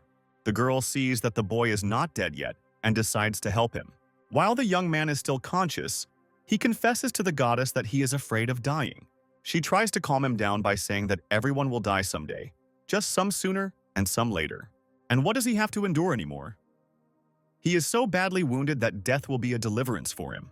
Gathering his last strength, he says that she is the same as he is. The girl, like him, tries to survive in any situation, even one where death is literally at the door. She even finds it funny. She has become somewhat similar to people. For her, this is, of course, just awful. As the boy continues to mumble, the queen is already quite fed up with him. But if she leaves him here like this, it will be the end of him. Her thoughts are interrupted by his phrase about never giving up hope. She decides to tell him that she has already looked into his future and saw some disappointing statistics. The chance that he alone would be saved turned out to be extremely small. Hope was actually an empty phrase. It means nothing and exists only to console the weak and reassure the losers. Bleeding, the boy utters what seem to be his last words, saying that as long as there is hope, he will never give up. Having said this, he magically rises and makes the queen freeze in place in surprise. The young man is sure that they will definitely be saved, they just need to wait a little longer. The girl runs up to him, not understanding how he can still be alive. He closes his eyes again and loses consciousness. The goddess whispers to him that she wants to fly to the sky and take back her world. At this moment, the screams of people who broke into the laboratory can be heard. Rescuers run up to the boy and try to explain that he is now safe. He is the only one who was saved. But the child screams that there is another person who needs to be saved, and they try to take him away, saying that no one else was found in the building. He tries to escape from the rescuer's hands, continuing to shout that there is another child here. While pulling a child out of the building, the rescuer fights off annoying journalists. The goddess is watching all this from above. She says that now she has saved him, and now it is his turn to try to save this world. If he dies in the future, she will simply absorb his energy. When asked by one of the journalists what the survivor plans to do in the future, the boy answers that he wants to fly to the sky, and he will protect the world that she loved so much. Hearing these words, a blush appeared on the goddess's cheeks. She just said it like that, but he took all these words so seriously. The goddess feels how more and more energy is growing in him. He is just an ordinary person. She is driven by curiosity to see him in the future, and she does not miss the opportunity to perhaps watch him grow up. Watching his life, she realizes that on this planet, the only way to gain new abilities is to train. He will become stronger on his own, but it is useless. His future is already decided. His teacher finds him unconscious in the shade of the trees. He had again meditated until he lost consciousness. The teacher picks him up and begins to scold Martin, telling him to just be a normal kid. The goddess does not understand why he continues to try so hard, but the boy tells the teacher that this is the only way to get into the cosmic forces. The stars and constellations, the Milky Way. He will protect everything for her alone. And he will prove to her that hope is still alive. These words made the goddess's heart beat faster. The demons are holding another meeting. Here they have gathered rich and influential people to tell them the whole truth. Standing on the bridge overlooking the collapsed barrier, Jennifer says that they don't really care about anyone. They all have only one primary task, and that is to obey. Raising her glass, she wishes everyone pleasant cooperation and offers to drink to this. While everyone is drinking to the future of lazy people and shouting to the bottom, she realizes that none of them even have a clue. That in reality, their all-powerful, all-seeing ruler is not like that at all. She looks like a girl who is head over heels in love and does nothing but read manga with a smirk on her face. While Jennifer was trying to report on the situation on the ground and talk about their plans and achievements, the queen simply interrupted her and told her about what an amazing manga she had read this week. While the girl begins to tell the plot of the work, the demoness tries to hint to her that now he will have to rule the earth, and she should read about politics, not comics about princes. To which the mistress sadly says that no strategies will help against the all-consuming power. She realized that during the War of the Gods, she did everything she could, but she was still unable to save just one star system. The books teach how to defeat the strong when you are weak, but she is not weak, so why does she need it? Jennifer tries to convince her that if the ruler studies diligently, she will become the chief of the gods. But the queen smiles sweetly at this and offers her to read another manga about princesses. The demoness apologizes and tries to leave as quickly as possible. Miss Shifton says that she must kill everyone who draws and writes manga, and the mistress asks her about the dowry, wanting to make sure that this is when the bride gives something to her husband for the wedding. She receives an affirmative answer, and immediately another question flies at her, about whether it is true that the more dowry, the better, to which she again gives a positive answer. And the mistress asks in a dreamy tone whether an entire planet could be a dowry. At that very moment on the spaceship, the crew discusses what to do next. They must act according to plan, but they say that the government has already made an agreement with the aliens. Martin says that they are the greatest civilization on their planet, and it is their duty to protect it. The elf reports to the captain that the other countries have already recalled their ships and suggests that they also leave here. But the young man is adamant. He orders that all the departed ships be given his mana. Norma's eyes fill with tears, but Martin says it's his order. Shedding bitter tears, she still agrees to fulfill the captain's will. Television is already broadcasting live the first meeting of Earthlings with aliens, in order to share this historical moment. At this time, the mistress was worried as if she was about to go on her first date. She was going to meet him, and what should she do next? Who should she greet first? Would he get tired of her? All these questions haunted her. A young man comes on the air. He says hello and introduces himself as Martin Kors, commander of the Phoenix Mountains warship. He was her hope all this time, and now the moment of their meeting has come. She descends to him from the sky and says that they haven't seen each other for a long time. Taking his face in her hands, she asks him if he still remembers her. He says only one word, fire, and the goddess freezes for a second in confusion. He hugs her head and, gathering all his power, uses an explosion of all 9 elements. It turns out that the ruler chose the worst possible future for herself. She threw herself into his arms, full of hope, just to hear one phrase.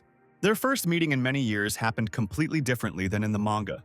Martin looked at her not with a loving gaze, but with eyes full of hatred, and told her that she was a creature and they would die together. Remembering all the events of those years, the queen hits the reflection of the young man, calls him a bastard, and says that she does not want to see him. She decides that Jennifer was right and love is just an obstacle to her greatness. The girl decides that it is time to get away from this damned planet. At that moment, she hears a loud crack. Could something really have broken through her barrier? She looks up, trying to understand what in the world could possibly have such power. Above her, 2 painfully familiar eyeballs appear flying in the sky. They land right on her chest, and she immediately tries to grab the eyes flying in 0 gravity. This works as a distraction because Norma is already looming over her with a spear. But the spear hangs a millimeter from the back of the goddess's head. She immediately grabs the girl with her tentacles. Immobilizing her, she immediately remembered that this was the captain's assistant. Norma then pressed the button to fire the magic cannon. According to the goddess, it was this girl who destroyed her happy future. She wants the girl to die and begins to squeeze her body with her tentacles, with such force that the elf's clothes begin to tear right on her. Norma, in fear, begins to scream to be sent back to the ship immediately. She finds herself half naked on the floor of the spaceship, and Douglas immediately runs up to her. But the elf tells him not to come near. She says that the demon lord is a creature from another dimension. Norma was not even able to do anything, and they had already beaten her. China warns that if she is from another dimension, then space magic will not work on her. The young man considers all this strange. Why then, in the battle 1,000 years ago, was he able to grab her when he exploded? Norma finds herself in a difficult situation. What will happen if she tells the captain that the demon lord loves him? She immediately visualizes him getting angry, saying how sick this goddess is if she attacked the planet just because she loved him. She can't allow this to happen because she doesn't want him to explode with her again. While Douglas is considering the possibility that they could have ended up in the same dimension for a moment. Yasmin decides to intervene in the conversation and suggests that he do the same thing as with Audrey. The captain does not understand her, and Norma mentally thanks the fox. The elf suggests a plan where he should capture the goddess, and then China will be able to seal her with space magic. But the hero does not understand why everyone assumed that he would be able to capture her. The girl gets out of the situation by saying that he is the only man here, and the goddess does not really look like a lesbian. For Douglas, this all sounds like the plot of a stupid melodrama.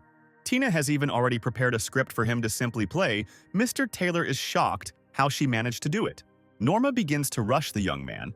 Because they have little time, the girls immediately become active in dressing up Douglas. She notices that the eyes that broke through her barrier are gone. She realizes that space magic was involved, and this all irritates her. The girl promises to take revenge on the vile three-dimensional creatures that disturbed her peace. The mistress senses someone's presence around her and orders the vile cowards to come out. She can't believe her eyes. A handsome young man with a bouquet of flowers appears in front of her and stands on his knee in front of her, asking if she still remembers him. Looking at him, she wants to know if he realized that he is not able to defeat her and simply decided to suck up to her. Embracing him with her tentacles, the goddess notices that he has changed, but alas, only externally. The ruler says that she rushed towards him tirelessly, and he decided to destroy them both. The girl knocks the bouquet of flowers out of his hands, asking if this is all his sincerity. Squeezing her tentacles tighter around his neck, she says she won't trust a womanizer like him. Suddenly, out of nowhere, girls start falling on her from the sky. Their legs and fluffy tails start dangling in the air. The goddess immediately notices the elf she already knew, who is now again lying unconscious on the floor. Douglas explains to the shocked mistress that these are actually demon spies who were preparing to kill her. He hands her the rose and says that this is actually his sincerity. If they dared to touch the goddess with even a finger, he would destroy their souls forever. She slowly steps back, removing the tentacles from his neck and beginning to calmly ask him a question. The mistress wants to know if the young man has only now realized that she has been entrusted with watching over the land. Was he really so stupid 1,000 years ago that he thought that if he killed her, everything would go back to normal? But everything happened in one of the worst possible ways. His real body was destroyed. But the rich had already begun planning the new world long ago. Everything was predetermined in advance. The goddess begins to yell at the protagonist, hoping that he will understand that he died in vain. The boy Martin Quares was sold for pills because his family had no money. While the ruler says all this, Yasmin, lying on the floor, listens attentively to everything.